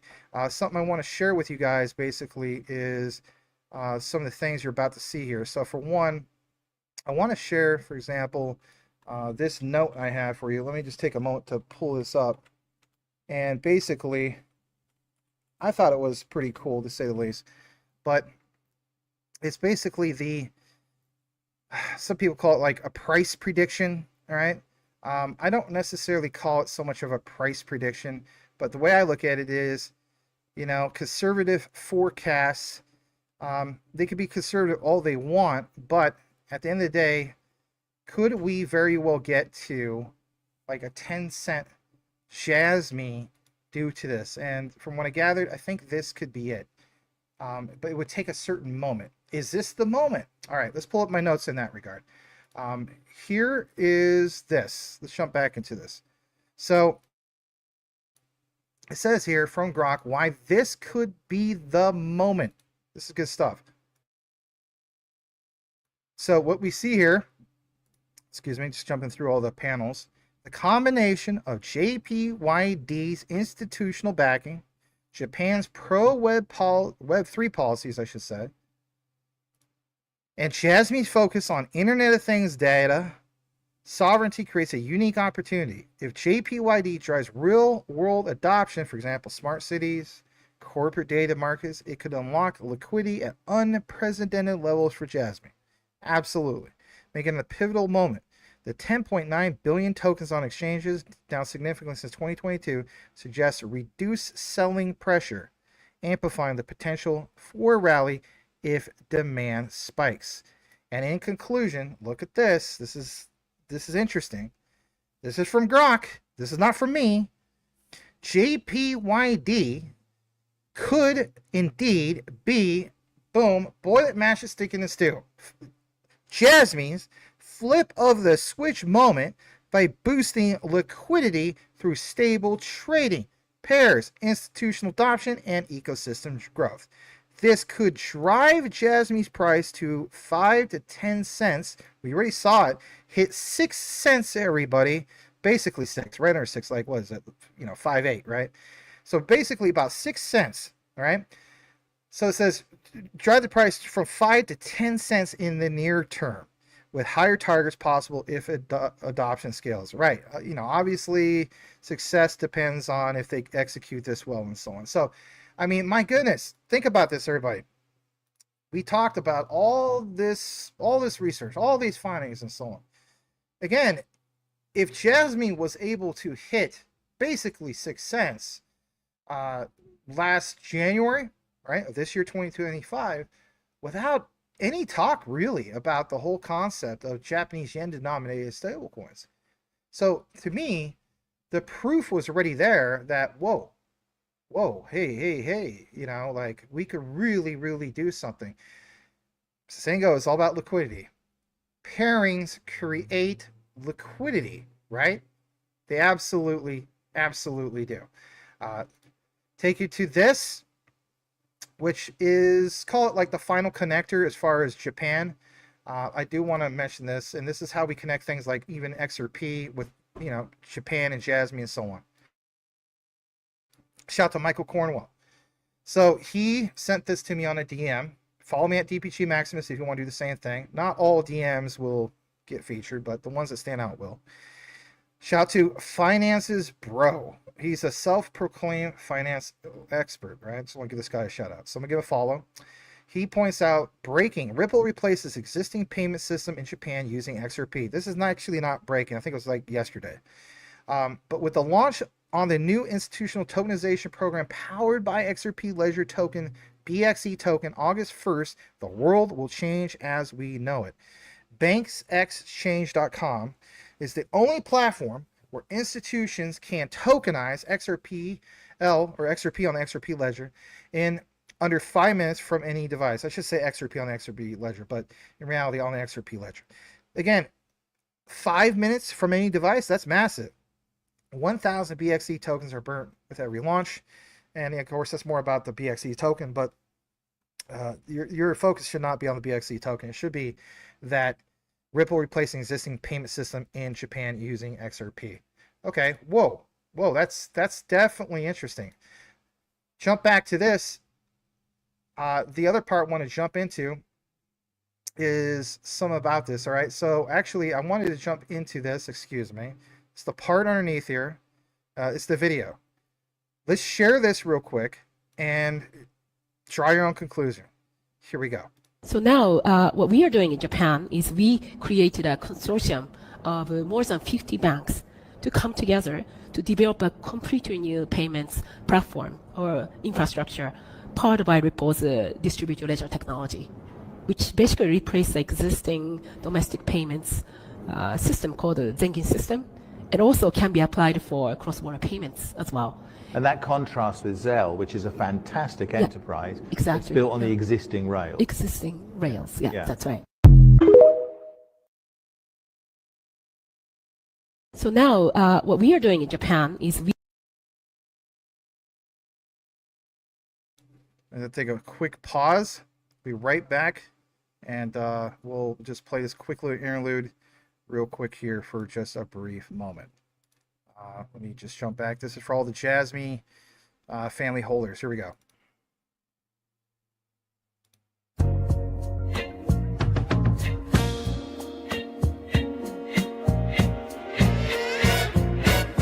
Drop the top and let the sun shine in. With the wood grain, let the Twinkie spin. Get you a glass, mix the Coke and the hen. It's quite alright with the draw in the wind, with the draw in the wind.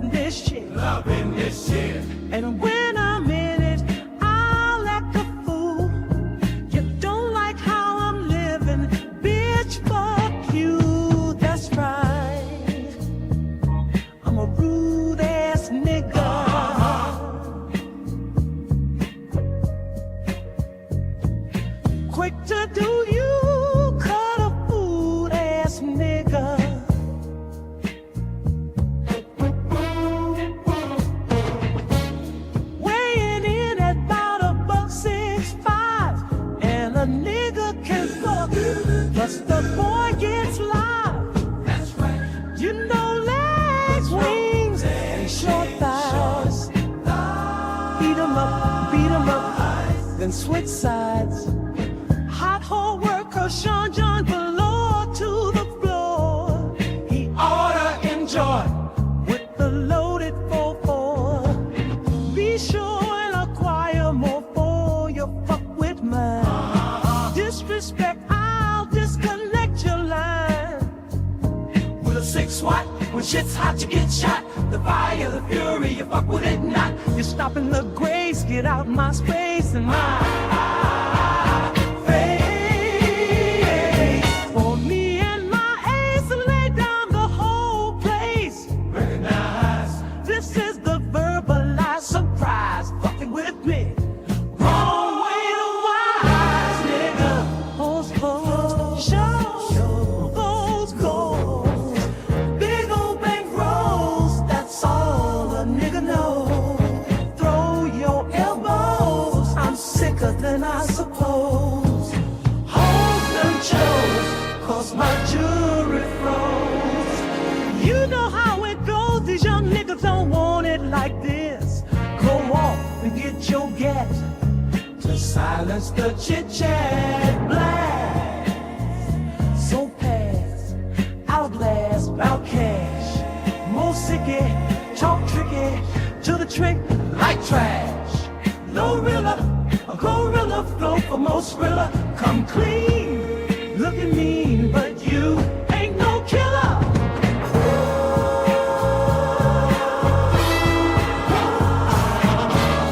Drop the top and let the sun shine in. With the wood grain, let the Twinkies spin. Get you a glass mixed with Coke and the hen. It's quite alright with the throw in the wind. With the throw in the wind.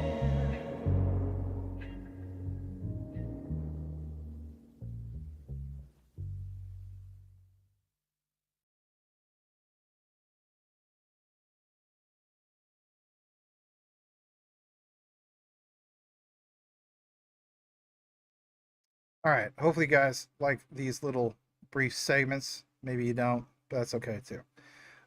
What I want to jump now back into is this. Let's add it back to the stage.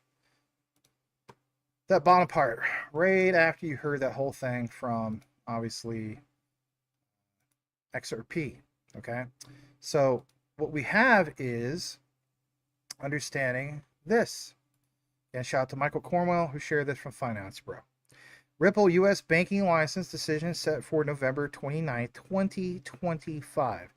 Think about that. That's just 7 days after full ISO 222 implementation worldwide. Okay, unlocking access to 155 trillion global payments market. Interesting. Absolutely. Which of course brings us to this. Remember earlier we shared this person and she mentioned, for example, Zen Jin. Well, sometimes people skip over what really matters. I decided to get more into Zenjin. Zenjin code issued by Japanese Bankers Association. The website is japanbankdirectory.com. By definition, Zenjin code is a unique number used in Japan to identify banks and branches and so on and so forth, right? Let's zoom in a little bit more if you can see it, just in case you're on your phone. So, again, unique to Japan to identify banks and branches for domestic bank wiring, mass transfer, and oh, by the way, interesting to see this, is it not? PayPal transfer, Google AdSense payments. Wow, I never knew that. You know, you think about this, nothing against Stellar. I was the whole Stellar. Stellar's my number 2. Q&T and XRP are tied for my number 1. You may have different number 1s than number 2s. Shout out to Channing Harrell. King Channing has, you know, was it Q&T number 1 and Hedera HBAR is number 2. Hey, that's fine. But where the case be, we know about Stellar. Stellar's my number 2. So Stellar, recent news, over a month ago about PayPal. Say what you want. Does Ripple have a plug now to PayPal and nobody even realizes it? I think the answer is yes. Literally, what did you hear from that lady from Zenjin about XRP and what Japan's trying to do? So boom, here is your plug to that. I think that's worth pointing out. And like it says here, it's the whole thing that this code is for bank company, comprises of these digits, and they can be identified with the branch. Or how about any branch moving forward, and especially with these codes, because again, look what it says here. Zenjin System is one of 3 clearinghouses operated by the Japanese Bankers Association, which serves as interbank O-line messaging system for handling domestic fund transfers. It's got a bank identifier code, BIC, or SWIFT code used for international deposits. Holy cow. All right. A little bit more about this whole thing. Remember how we talked about WISE? I don't know if you guys remember some of this. I recently did a coverage about Quant and WISE. I want to share this with you guys. So for one, when we get more into WISE, you'll also see some very eye-opening things about WISE. And for one, it's this.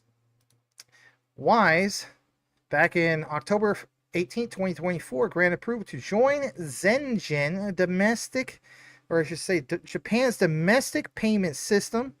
They became the first non-bank operating in Japan approved to join the system, and like it says, continues to build local momentum after Type 1 funds transfer service provider license grant back in March of 2024. WISE, the global technology company building the best way to move and manage the world's money, is the first non-bank operating in Japan to be granted approval to join Zenjin, Japan's domestic payment network. This is yet another big plug that people don't realize.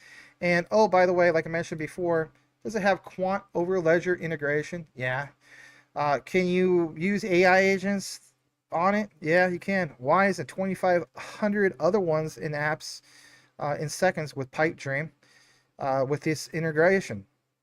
Obviously, smart contracts. You get the gist, right? You know, read and write, get the transactions done and so on. That's big. That's major, right? So again, I think this is all worth pointing out. And again, some people I don't think are really aware of some of the key things about this. And again, just to finalize it, Japan Zenjin Bank fee calculation. And then this is Oracle NetSuite application suite. So boom, Oracle, as we know, Oracle does infrastructure for JP Morgan, Oracle direct partnership with JP Morgan, Oracle direct partnership with Quant Network, right? And like it says, electronic bank system suite app enables you to set up your Zenjin bank fee schedule, calculate the appropriate bank, et cetera, for vendors, companies.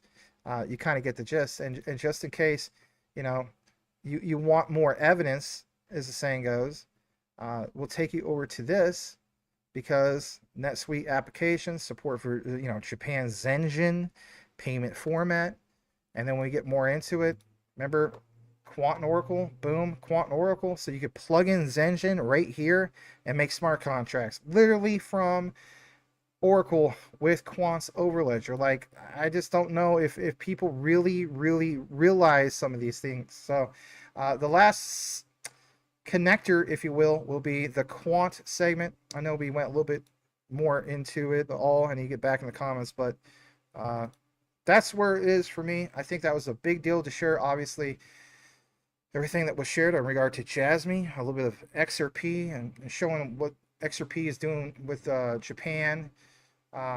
It's all connected, and you know, we have the receipts, we have the research to back it up. Been a while since I've done this type of research, and obviously glad to bring it to the community. I'm gonna jump back into the comments because I really need to do that. All right, you know how I'm always saying, hopefully earned your like. Hopefully I did. I mean, come on, it's free for crying out loud. But yeah, anyway, we're gonna jump now back into the comments. I do see there's some super chats, so thank you for being patient in that regard. It's from Henry Brown. Well, thank you, Henry Brown. I appreciate that. Let's highlight your super chat comments, the least I could do. All right, let's scroll down to where Henry Brown's comment is. All right. I do want to thank Vibra Finance for being here. God bless you too, Vibra Finance. Give him a follow over at Vibra Finance. And I like some of your comments that you have. Thank you for that. don't know if I consider myself the GOAT, but thank you. Good to see Dingy back in the house, aka Daniel. Sensei, I swapped Jasmy for Quant. It is what it is. Yeah, I don't know why everybody has to be a maxi on one thing, but it is what it is. You're right. Good to see you, man. Good to see you. All right, the super chat. $5 super chat from Henry Brown. If you find the content useful and like and share the video, comment below, support the show. Super chats will be read. Peace and blessings to the Fix family. Yes, absolutely. Absolutely. Yeah, thank you for recognizing our brother in the space, Will Fix, and his family. Okay. I don't know if the family is going to maybe continue on with maybe like one of the sons take on more of, trying to revitalize the channel, or it is a form of work, but we'll have to see what happens with that. I'll have to give them a holler and see what they maybe plan to do and so on, but that'd be kind of cool. But if they don't do it, they don't do it too. I respect that. But thank you for your comments and your well wishes to the Fix family. All right, you want some of that A5 Wagyu? You like a really buttery tasting steak? Okay, nothing wrong with that. What up, HTTR all day, every day. Good to see you. When Quant, that was at 7:58. Man, that was a while ago. Jeez, that's over an hour ago. Why does this guy take forever to get back into the comments? Anyway, just for Peanut, nice catch, Max. Thank you, appreciate that. Lord of the Realm, hey, Lord of the Realm. Love you, Max. Hope you're having a wonderful day. Yes, you too. Thank you for being a member for 19 months, man. Boom. Really appreciate that. Good stuff. Marco Masseria says, all the best from Uruguay. That's awesome. Watching from Uruguay. Restarting the video from the very beginning to catch up. Oh, appreciate that. Japanese very disappointed. Yes, they are. And they have respect, too. That's cool. It's kind of like, you would have think, like, or thought that, like, somebody like Rodney Dangerfield, he would have retired to Japan, because there he could have finally got some respect. All right, that was kind of cheesy, but yeah, I love Rodney Dangerfield. He's one of my all-time favorite comedians. All right, Jasmy for life. Thank you for that, Tommy. You have 2K where to put it. I mean, that's on you. That's on you. Good to see River. Jasmy scum. This is just a joke, right? This is a joke we do. If you guys are new, you're like, what? Get out of here with that, man. Yeah, I just got you're like, what are you talking about? Where you come from that? It's just an old joke. All right. Because I mean, obviously it's not a scam. All right. Edward Vincent giving a shout out to his fellow, I don't even know if you want to call it coworker, fellow coworker, not coworker, independent contractor. All right. Elon Muff. I remember all those old talks, right? Let me double check the other screen, make sure I'm not skipping anybody else's highlight, chat, whatever. Nope, didn't miss any on that. That's okay. All right. You guys have questions. Let's read some of your questions. Bullish choices. Good to see you, man. Max thinking about flipping my all my energy web token to already decent bag of ZBCN. Been a tough decision, not financial advice. I know that Tokenizer, he mentioned that I think Energy Web Token was his number 2. You have to keep in mind this, and I know that I can't cover everything, but Energy Web Token, it's going to have its day again. Some of you guys that hold EWT, are you aware that it was formerly called the Sun Token? And believe it or not, at one point, I don't know if it was, I want to say maybe 2020, maybe it was 2018, a long time ago. That was a top 10 crypto. People don't know that. I wouldn't want that job, but thank you very much, Tommy. That is a one heck of a, not to say I can't do tough jobs, but that's a tough cookie. But thank you, brother. Boom. All right. Yeah, River, it's been a while, man. I mean, I was here last week, 2 Fridays in a row, which is kind of crazy. Wonder what Jasmy reaches the cycle. Yes, everybody's wondering that. Only the shadow knows. All right, Double D is a good name. Oh yeah, I'm sure. Okay. Flipping it into Bega Jasmy. Max, what's your educate guess of upside for Jasmy? Man, it just, like I mentioned, I will state this. Conservatively speaking, they get this stuff done in alignment with the original white paper. Like I mentioned, like 2026. It just, some people don't like me mentioning that. Like, you don't understand KPI. You don't understand this. You don't understand that. Okay, call it whatever you want. But I do understand that stable coins, they sound boring. It shouldn't be boring, because those are the enablers of a lot more liquidity. Having more liquidity jumped into one of our favorite tokens, not just because it's one of our favorite tokens, because we see the upside potential. It's a major win moving forward. And to see what it mentioned from, that wasn't from me, from Grok, saying that this could be the flip of the switch moment for Jasmy. I don't think it's the flip of the switch. I think the flip of the switch for Jasmy is anything obviously like over $1 and so on. But, who's complaining about a 10-cent Jasmy? I'm not. My bag's already packed. For me, a 10-cent Jasmy would be $100,000 in Jasmy. Am I going to dump my Jasmy at that point? No. I'm more of the long-term holder for that. That's why I like being diversified into other things. That way I can take profits on some of those other things I may not talk about all the time here. Because then that way I don't have to touch some of those things. Because I already realized with the research the full potential of some of these projects. But I get it. A lot of people are going to leave. And they're just going to chase down things for what's the shiny new toy, as the saying goes. For some people, the shiny new toy is Zebek, ZBCN. Like people in the community point out, that's this year's Jasmy. Man, oh man. Watch the replay if you just connected. Do you still stand by those statements? This year's Jasmy? I love Zebek. Way up in Zebek. We talk about our top fives and stuff like that. I had no plans that Zebek would end up being my top 5. I'm talking about how it performed. You got to keep in mind, that was like one of my top 10, and then it leapfrogged itself at one point, I think, to like number 4. I was like, holy cow. I mean, again, it's all dependent on how much you have of what bag you have, but I don't agree that it's this year's Jasmy. Maybe on the short end, as far as some of these pumps that you guys have seen.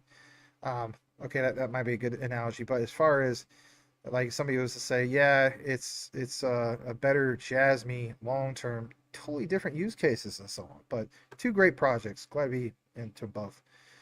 How high can you How high can you see hasn't price going? How high could I see that? I think 2026 is a standout year. I think a lot of people are saying that it's going to be a bear market and so on. It's not going to be the case. I think the differentiator this time around is, yeah, we can reference 4-year cycles, but what would be finally a disruptor of the 4-year cycle? The disruptor of it potentially, not saying it's going to happen, would be if we ever actually finally got into a utility run. If a full utility run, I know these are big ifs, if a full utility run was here, you don't think that that would disrupt a 4-year BTC cycle? I think the answer is yes. I'm wrong. But to me, again, back to the narrative about liquidity. It's all about pools. I always use this example in the past. Like me, summertime, growing up in Portland, Oregon. I live obviously in Arizona now, but growing up in Portland, Oregon, the kids look forward to going to the outdoor school, Mount Scott Park. You have a shallow end, you have a deep end. Deep end's 15 feet. But all the kids hanging around the shallow end. Everybody's at the shallow end, and that's where all the action's going on. Then there's the deep end. What happens when utility finally goes deep into that deep end? And then all of a sudden you see people piling in to the deep end. What about institutions piling into the deep end? It's like that shallow end only fits, I don't know, 4 feet of water. Deep end has 15 feet of water. Somebody has to fill up that pool. I look at it from the perspective that when it comes to that deep end, it's kind of like somebody filling up that pool. And then eventually, everybody diving into that pool. Institutions diving into that pool, making that pool even deeper. Say what you want. If we're close to $4 trillion overall crypto market cap, what happens when you have real disruption with real utility? but that's never been referenced before.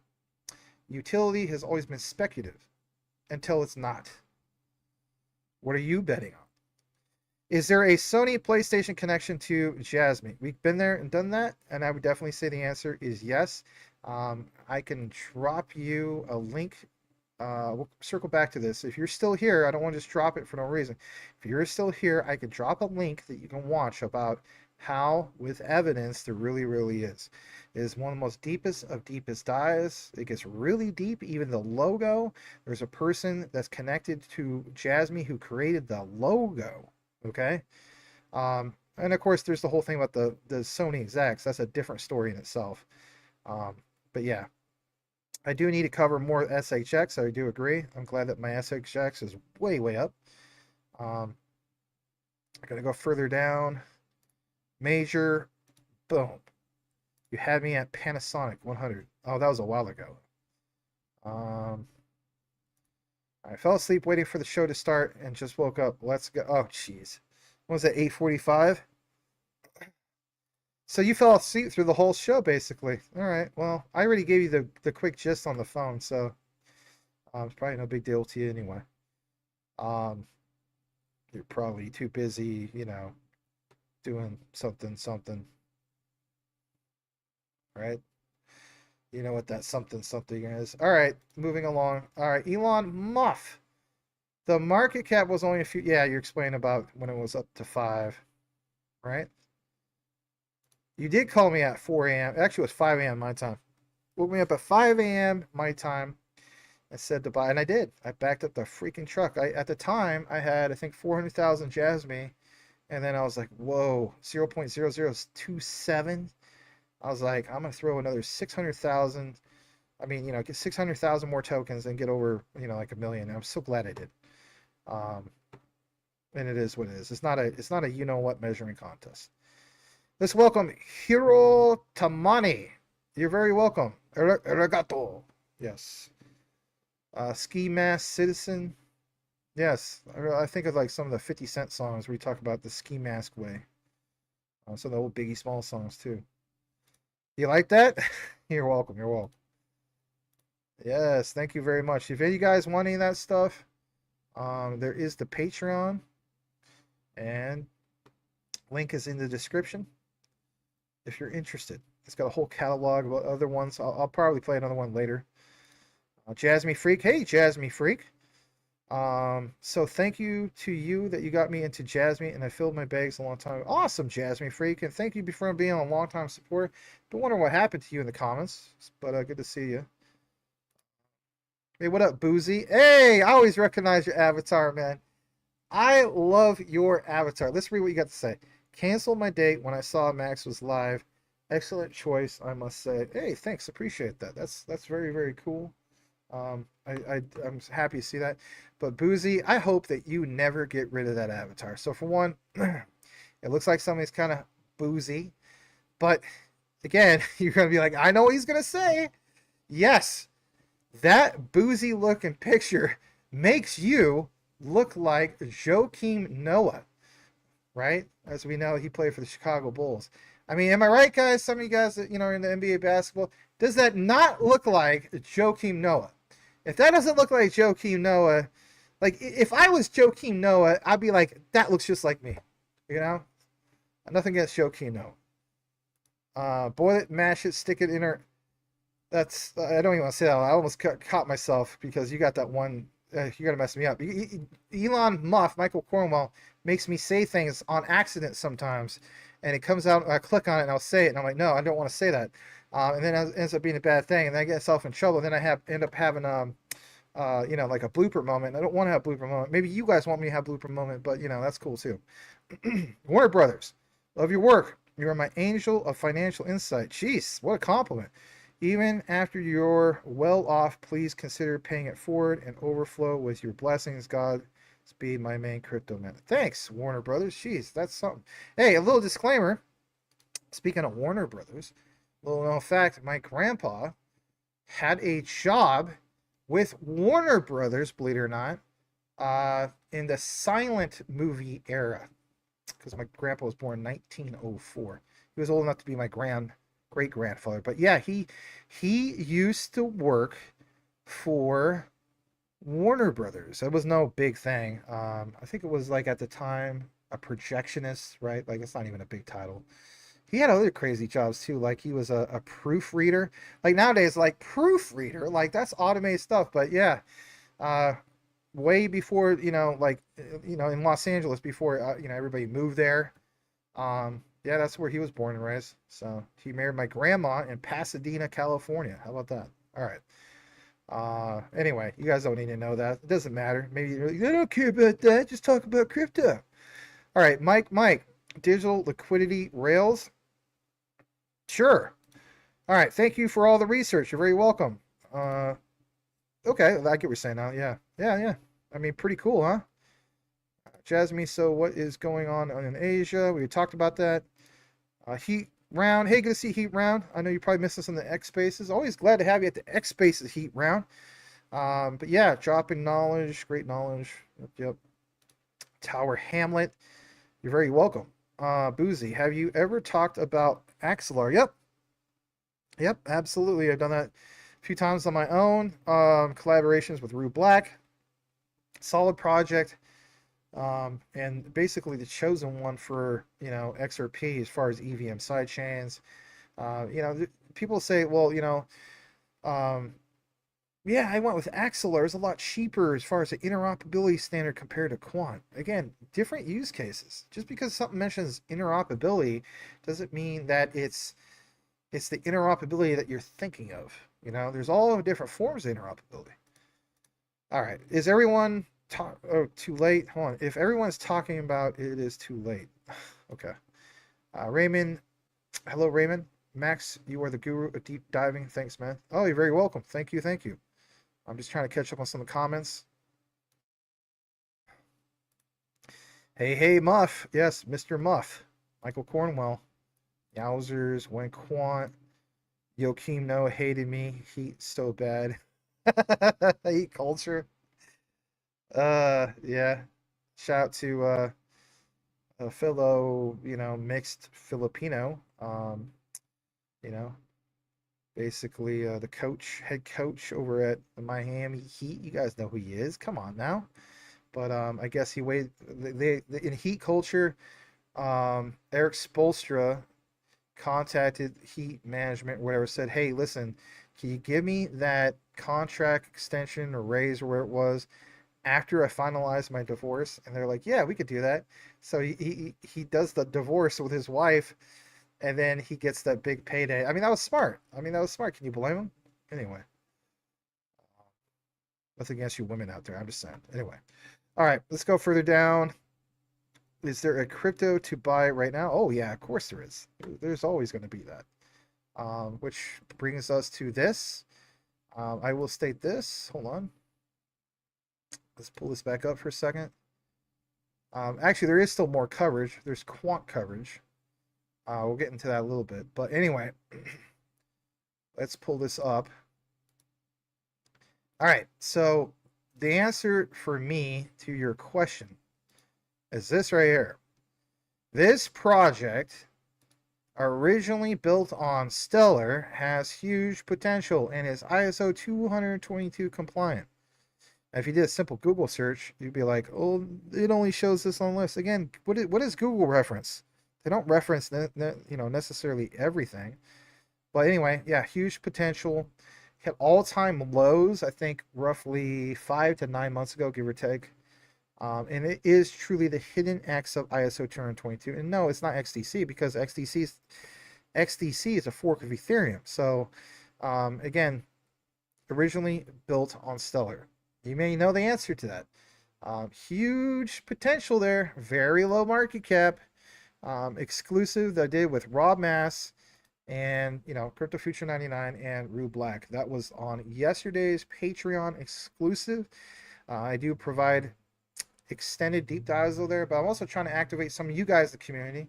But we're getting there, and it's building. It's a cool thing. So that's premium content over there. You can also find some of the songs if you're wanting some of that over there as well. Let's jump back into a little bit more comments. I'm gonna get into the last part, which is the quant segment. What's the word on Supra Max? A Toyota Supra? I don't know what you're talking about. XLR versus wormhole in regard to wormhole. You know, the guy to ask about that would probably be, I don't know if he's still in the comments, Francisco Dennis Leal. I'm not into Aptos, but I do feel as though they're going to stand out someday too. All right, good to see Stump Rider. And everybody's giving each other dabs. River needs his broski. Mr. You know who he is, right? Yeah, your broski. Let's see if you guys really remember. This is a test. Who is Rivers Maximus Crypto Broski? All right, I'll give you guys a clue. Part of his name says Wood. Okay, who is that? Let's see how good you guys' memory is. All right, Elon Musk. I think XRP about to send. The 800 is about to slingshot back up. Very cool. What does this mean? Stop pronounced. I have no idea what you're talking about. All right. Yo, Stump, Tiger. I don't know. All right. What we're going to do now is jump into the Quant segment. Let's jump into this. Let me create a marker real quick. Kind of just helps me if and when I chop this up. I might not. But, yeah. All right. We're going to now jump into the Quant segment. I'm going to jump into some recent announcements. Shout out to the one and only Quant Papa for some of these announcements. You can give me a follow over on X at DPG Maximus. Do you feel as though that Quant is highly explosive rocket fuel that will basically fire off to the moon without notice? Some people don't like me saying that. They're like, oh, don't ever talk about Quant like that. This is not a meme coin. Okay. Didn't say it was. But whatever the case be, I want to jump into the findings. And it is recent, and it is cool stuff. So this is the last segment of the night. Consider smash that like. Some people call it WrestleMania. Anything over 2 hours is WrestleMania. So WrestleMania, baby. WrestleMania, let's go. Can't cough too much. Don't want to turn to Crypto Hulk. All right, nothing against Crypto Hulk. All right, so what do we have? Well, it is this. Straight from X. This is good stuff. So let's go ahead and remove this for a second. All right. And pull this up. What do we have here? Well, it's this announcement. Like it says, from the Quant Network, from Overledger Dev, actually, not Quant Network. Issue once, use everywhere. With Fusion's multi-ledger rollup, institutions can now issue truly interoperable assets native across multiple blockchains. A stablecoin or tokenized fiat asset no longer needs to be minted, burned, or wrapped just to function across different Layer 1 networks. Instead of handling separate token representations across Ethereum, Polygon, Solana, and others, Fusion merges them with a single unified multi-ledger asset. Think about this. Jesse talked a lot about this lately, about the unified ledger. Okay? Calls it, like, for example, the unified share ledger, the regulated internet of value. The internet of value, like he points out, they changed the name. This creates a new unified liquidity layer, removing fragmentation, enabling seamless cross-chain utility. I know it's a lot to read here, but this is good. This capability isn't just limited to institutions. Any asset, whether issued by a project, protocol, or developer, can now go multi-chain. This is major. This is game changer. And it says, explore the Fusion DevNet. Now, let's face it, everybody. Most people won't explore it. Most people be like, this doesn't mention anything that would cause super price spike. Okay, fair enough. I decided to get more into it anyway. Let's take you over to Quant Developer Hub. In the highlight, you will see something really eye-opening. And what do we have? It is literally yesterday's update. July 24th, 2025 update. And this comes from docs.overledger.dev. Like it says here, here's an update on Quant Fusion's public release progress as of the 24th. Okay? And basically, This is good. You guys don't even know, or not even aware. As regard to the multi-ledger rollup section of Fusion, we have been hardening our back-end processes. Think DevOps, automated pipelines, full unit integration test coverage, audit reviews, etc., etc. Now listen to this. You know how Quant calls himself the network of networks? They reference this.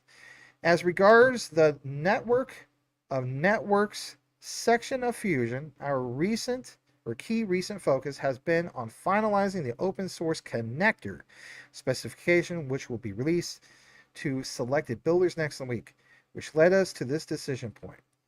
Listen to this. What public blockchain should our open source connector specification be initially tested against? And who did they pick?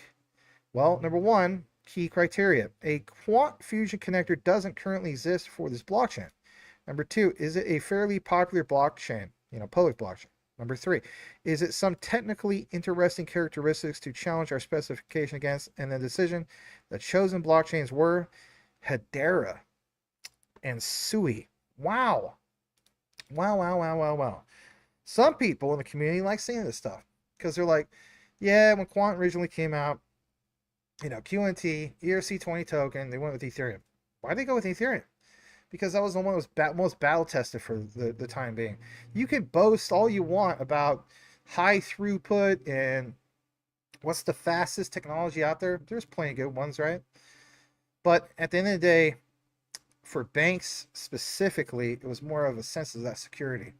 Now we jump into a different realm, especially from testing with Hedera, because we already know about Quant and Hedera. I mean, come on.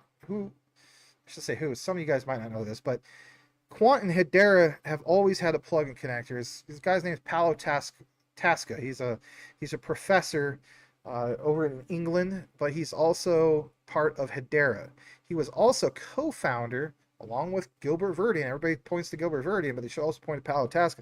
He was also co-founder of Quant with Gilbert Verdian, and he has, of course, a key connection to Hedera. So Hedera and Quant have always had a profound relationship, obviously due to Paolo Tasca. As I take you further into this, why did they pick Hedera? Well, Hedera, for number one, satisfies. Number two, has technically interesting characteristics such as directed acyclic graph, DAG, based consensus protocol. It's a combination of native on-chain services, tokenization service, file service, and smart contract capabilities. It's high performance, potential transactions per second, predictable fees, low energy usage. What's interesting to me is not so much of Hedera. I mean, to me, that's going to be obvious, right? And disclaimer. Actually, let's come back into the frame for a moment. A lot of you guys don't like the idea of buying QNT, like, for example, let's say off a decentralized exchange. You're like, I don't like having to, use ETH gas fees. Stop doing that then. Okay, Max, what platform should I go with? Go with Saucer Swap. With Saucer Swap, you can buy QNT with a HBAR pairing. Yeah, so don't mess with those gas fees anymore with Ethereum. Go with that pairing if you choose to do so. And of course, your centralized exchanges, where you don't have to do that for the most part anyway. I'm just saying, Saucer Swap would be your answer. Okay, getting more into this, I want to point this out. So Sui was really interesting for me to see this on the list. Nothing against Sui, but I covered it in the past. And it, let's face it, from the time I originally talked about it and so on, and when it blasted off, I think I talked about it like 4 months later, it really blasted off. And I think a lot of you guys did at least like a 4 or 5x, which is cool. And it's like, well, why did you stop talking about it? So many other things to talk about, right? So why did Quant choose Sui? Sui satisfies number one, and number two, it has technically interesting characteristics such as its centric data model where all chain assets are treated as programmable objects with ownership. Okay, now I understand why Quant picked them, because when they talk about programmable money, if you have this type of integration, especially with objects with ownership, that tells me that they have like utility-based NFTs. Obviously, Quant has ERC 721, which is a smart NFT. Okay, we're not just talking about JPEGs here. So it's a move. It's move smart contract language. That's what's called.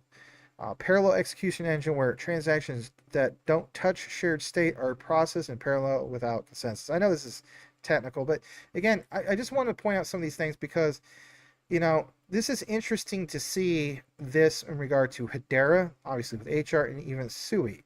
All right, so where do they go from here? Like I said, they will evaluate the implemented connectors and consider any tweaks to the specification before public launch. What happens when public launch happens? Would we see a spike with SUI, Hedera? Possibly, but I think the emphasis would be this would create more what, everybody? Come on, what did we learn earlier today? Liquidity moving forward. It's a big win for Quant moving forward. And of course, that's why I want to share some of these things with you. Share this other key part. This is 1 day ago. This is not from X. This is literally from LinkedIn. Posted here on July 15th, 2025 originally. Bank of England issued a statement entitled A New Approach to Retail Payments Infrastructure. As part of this new statement, the Bank of England and HMT announced a new delivery model and way forward for UK's retail payments infrastructure. A move widely welcomed across the industry. Marks a decisive shift towards more collaborative and constructive approach to designing and delivering next generation payment systems. Gilbert Verdian spoke to ThoughtWorks.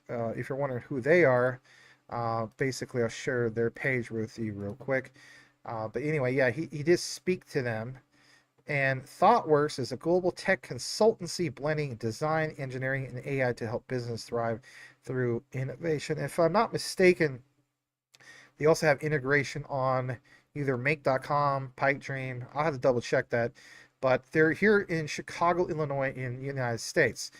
Jumping back into here, not only did Gilbert Verdian speak to these people who were at ThoughtWorks of his thoughts, but he says, by championing a collaborative model, the Bank of England is laying the groundwork for future-proof payments ecosystem.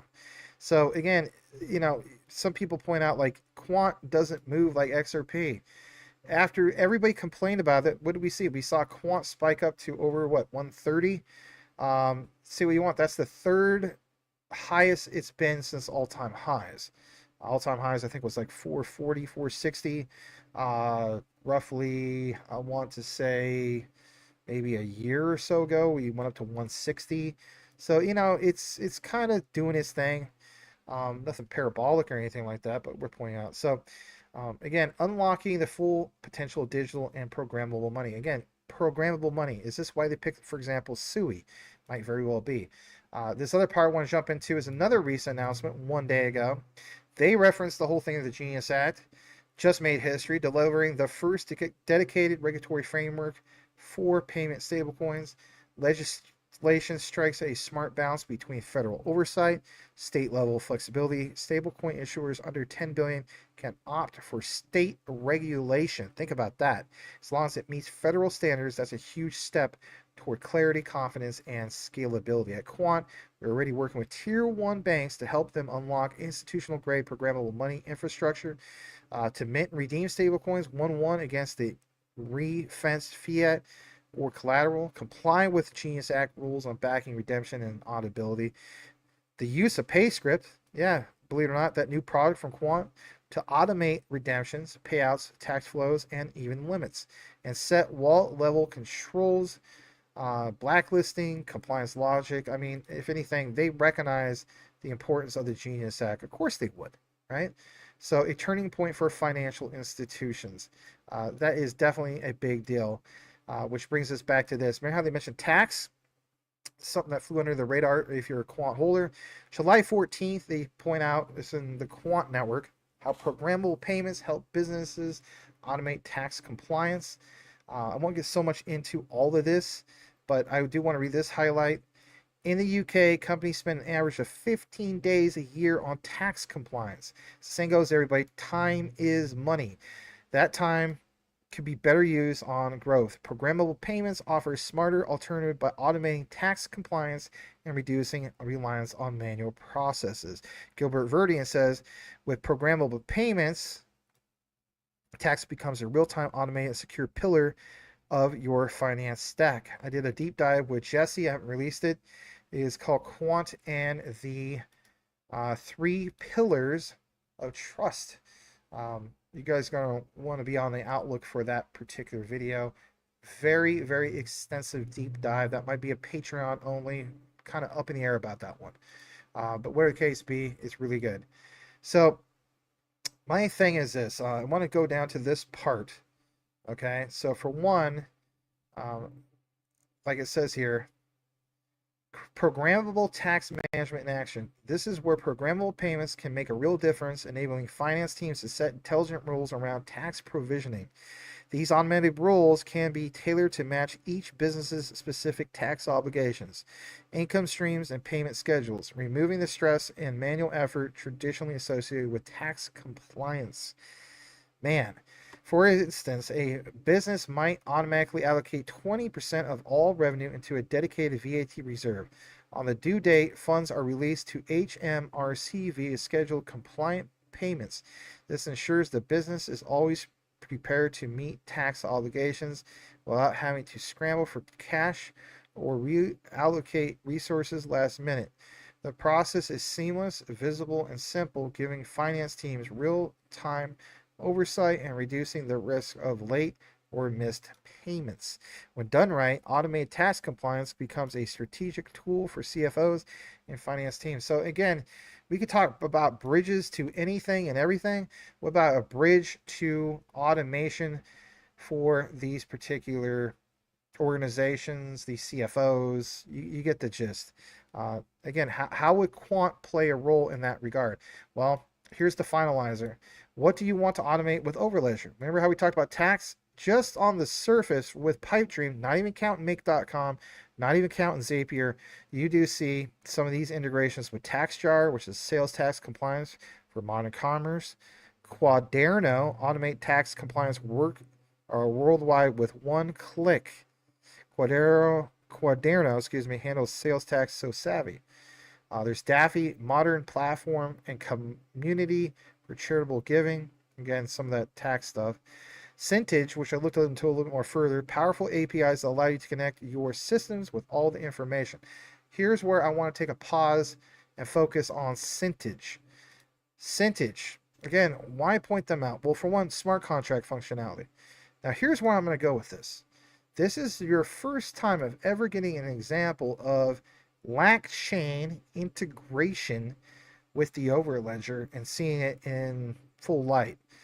Here's the proof. Later on, when this is chopped up, it might be a video that points this out. So some people forget about LangChain, right? Latin America. This is interesting because when you see this Cintage, tomato, headquartered in Mexico City, Mexico. And what do you see here?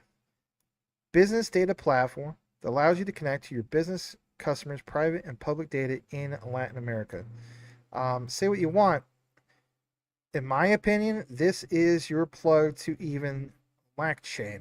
Okay, interesting to see that integration, and nonetheless interesting to share this obviously with the community. Speaking of which, here is the final of final connectors. This is a highlight of Jesse's channel, Apex Crypto Consulting NFA. He says, is the unified ledger set to replace Swift? Some people say, oh, we've already been down this rabbit hole. I don't think you understand it from this perspective. One head at Bank for International Settlements says yes, but it seems Ripple knew all along that Swift would connect into them instantaneously at the same time, seeing this happen. Listen to Jesse. He does an excellent job of explaining this. I think this is another reason why he was featured on the Paul Barron Network, at least on X. We're going to play this, and then we're going to wrap this up here shortly. This is about roughly 2 minutes. Here we go. All right, so listen to what the guy at the BIS here says. He's going to, at the bottom here, it says BIS describes Swift versus the unified ledger. That one of the head of technology for the BIS here, he's going to tell you that the unified ledger replaces Swift. Isn't that interesting? Who has been saying for 7 years now that they are replacing Swift? I can show you a million different videos of Brad Garlinghouse of Ripple saying we are replacing Swift. We are taking over Swift. We are replacing Swift. That's a lie as well. They're replacing it, yes, but they knew that Swift was just going to connect into them as well. So Swift was always going to use Ripple. But who's replacing Swift? It's Ripple, right? And here, the head guy at the BIS is going to tell you that the unified ledger is going to replace Swift. Or whatever the asset might be. These kind of transactions currently are done separately. So there's a messaging network, and you're familiar with Swift, probably. But the settlement is done separately through the bookkeeping operations along the chain of financial intermediaries. But if we have the unified ledger that have both central bank money and commercial bank deposits all on the same platform, we can have all of those transactions take place instantaneously at the same time. So he says, if we have unified ledger, not a bunch of them, but one. What did Gilbert Verdine said? He said, we also partnered with R3 who are bringing in the shared ledger, where all of the tokenized assets will reside. That's what I've been telling the community. The shared ledger, the unified ledger, regulated liability network, regulated settlement network, regulated internet of value, Finternet, which is the financial internet, used to be called the internet of value. Now they're calling it the Finternet. It's all the XRP ledger. Now, Quant plays a ridiculous role for the Finternet, for the unified ledger, because Quant is what allows the whole world to connect into the shared ledger, unified ledger, call it what you want. Yes, call it what you want. Draw your own conclusion about that. If you want to learn more about what Jesse has to share, well, for one, you can tune in 9 a.m. Eastern, 6 a.m. Pacific on X. Yes, on X. His X is literally Apex Crypto Consult. And again, he has collaboration.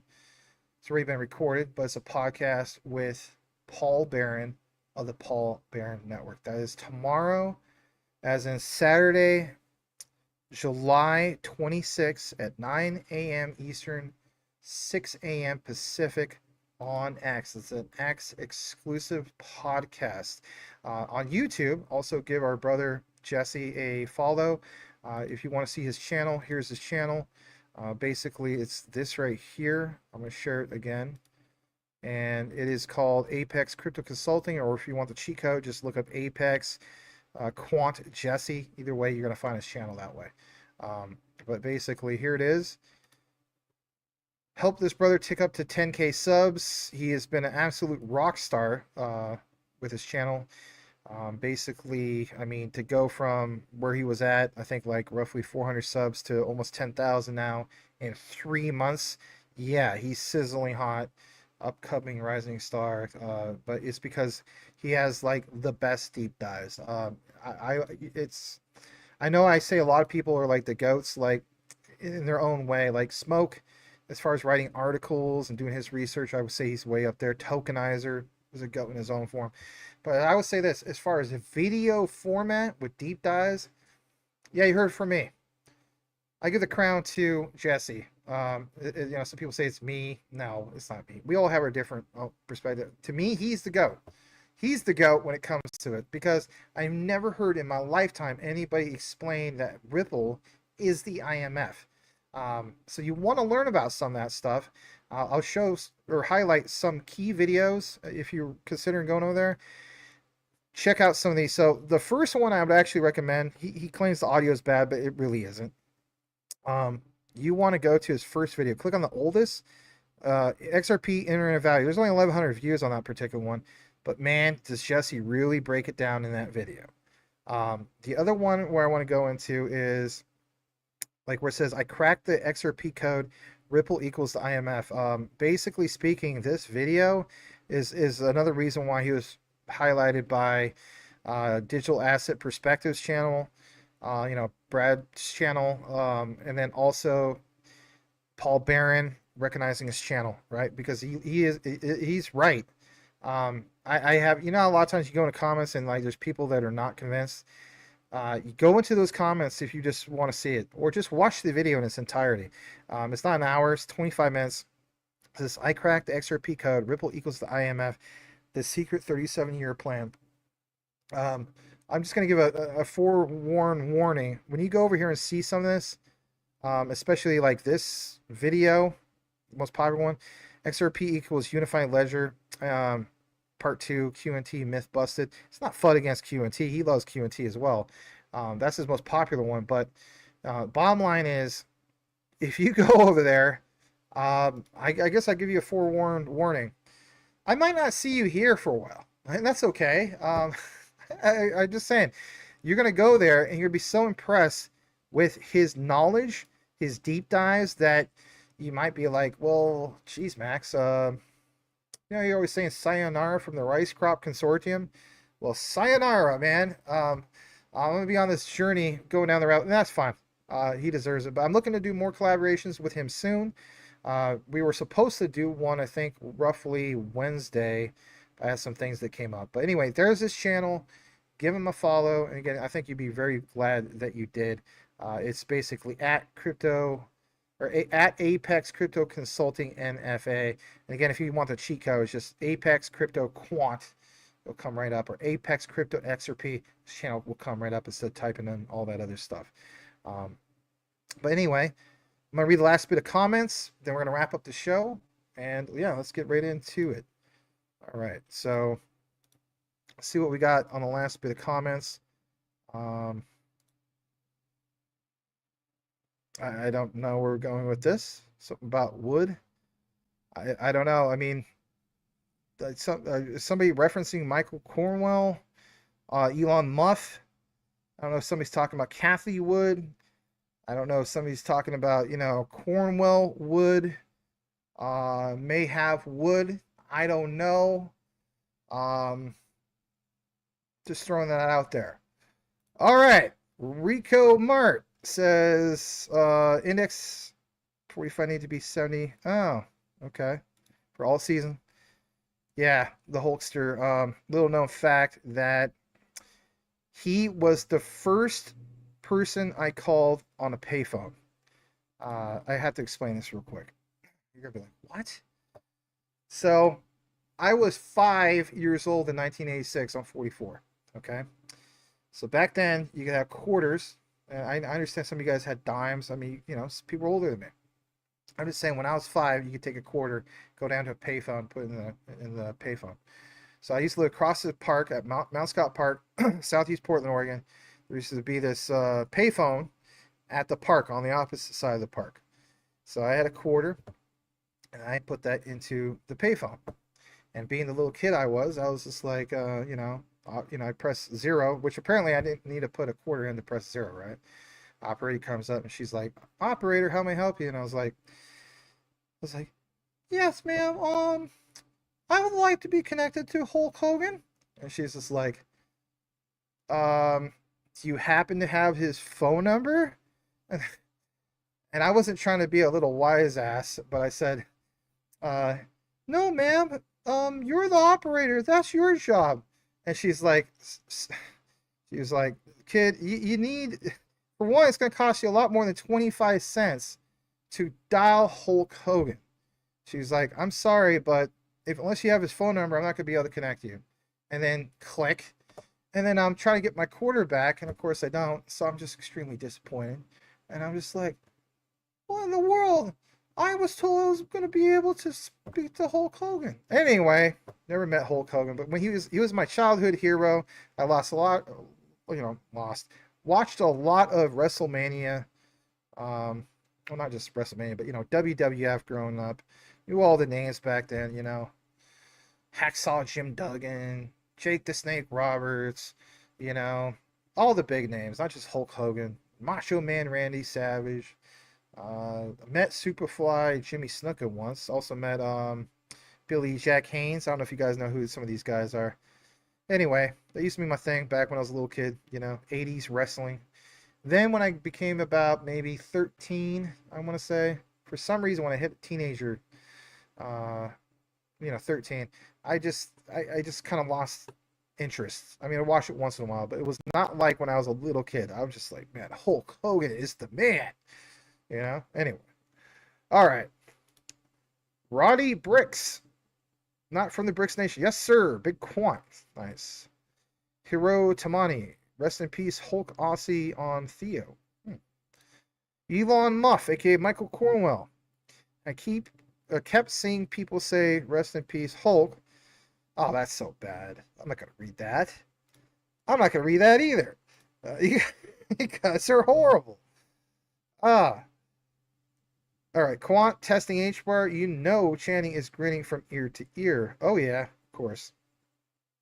Shout out to our brother in space, Mr. Channing Harrell, King Channing. All right, Genius Act could eliminate CBDCs globally. Could, very well could. You know. Jay's Diecast Creations. Hey man, it has been a long time. Yeah, good to see your old friend, man. JDC. Boom. People know this for the most part. I ever since I realized, I was like, yeah, somebody point out, they're like, you gotta be careful about that. They're right, but the cat was already out of the bag. But I won't share all the rest of the other stuff like Quant and some of the other ones. But yeah, it's a little over 1 million. It's not the biggest bag of all time. Like the biggest I've ever heard. There's another person in the Jasmy community. I won't mention who he is, but he has 9 million Jasmy. But me, it's a little over 1 million, so my bags are more than packed. But the point is, my average DCA came out to be like it came out to be like a $4,400 investment on 1 million tokens. So that's not too shabby. Again, getting called at 5 o'clock in the morning and saying, oh my gosh, buy Jasmy, and I did. Great payoff on that one. All right, looking to bust off XRP. Interesting. Jasmy, LCX, Rye, Sen are about to skyrocket. You're about to get sent? Huh. Well, then you got more than me. Congratulations. I'm very diversified, though. It's a lot of different things. Will Fix and I used to have these jokes. It's kind of funny. We would call it our you-know-what measuring contest. You ever do that with some of your crypto bros? It's...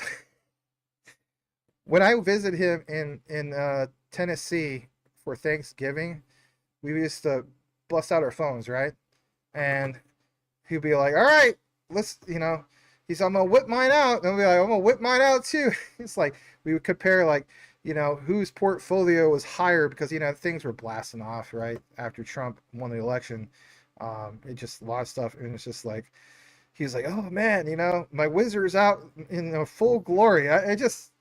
We're guys, right? We talk weird like that. Some of the women are out there like, what in the world, right? It's all good. Elon Musk, the XRP dip set the stage for a large cup and handle. You can say that. And we are coming up on the other side now. It will send massively. Well, I'll have to reevaluate that. Jasmy's pumping. Is it really? Let's take a look.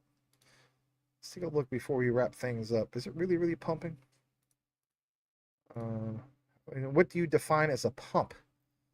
Some people consider a pump like, it's up 1%. If you want to consider that a pump.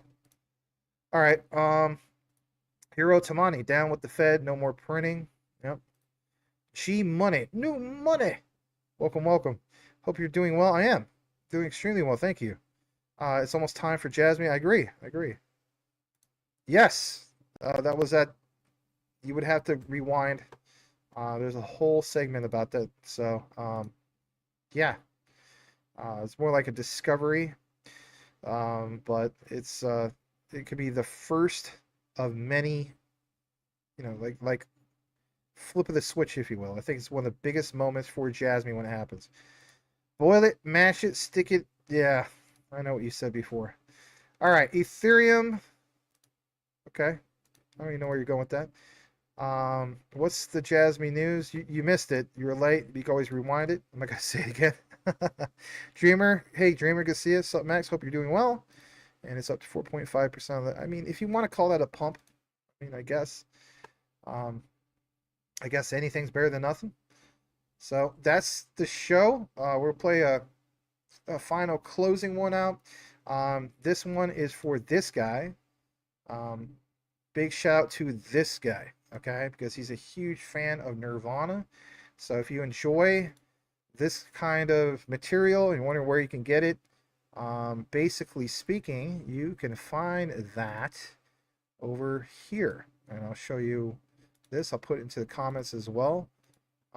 It's literally here on the Patreon. It's a collection of over, I don't know, about 20 songs, give or take. Some people like it, some people don't. They're like, oh, I hate this.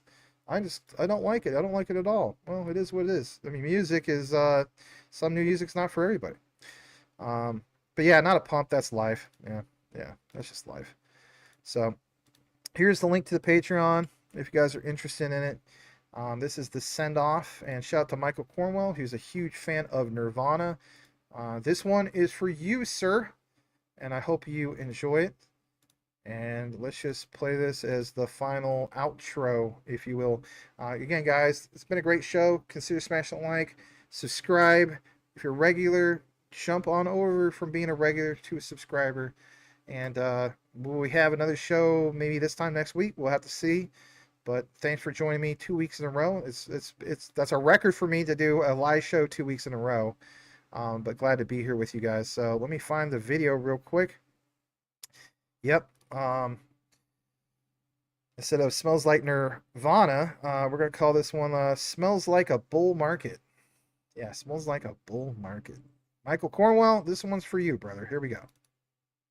Load up on guns, bring your friends. It's fun to lose and to pretend. She's all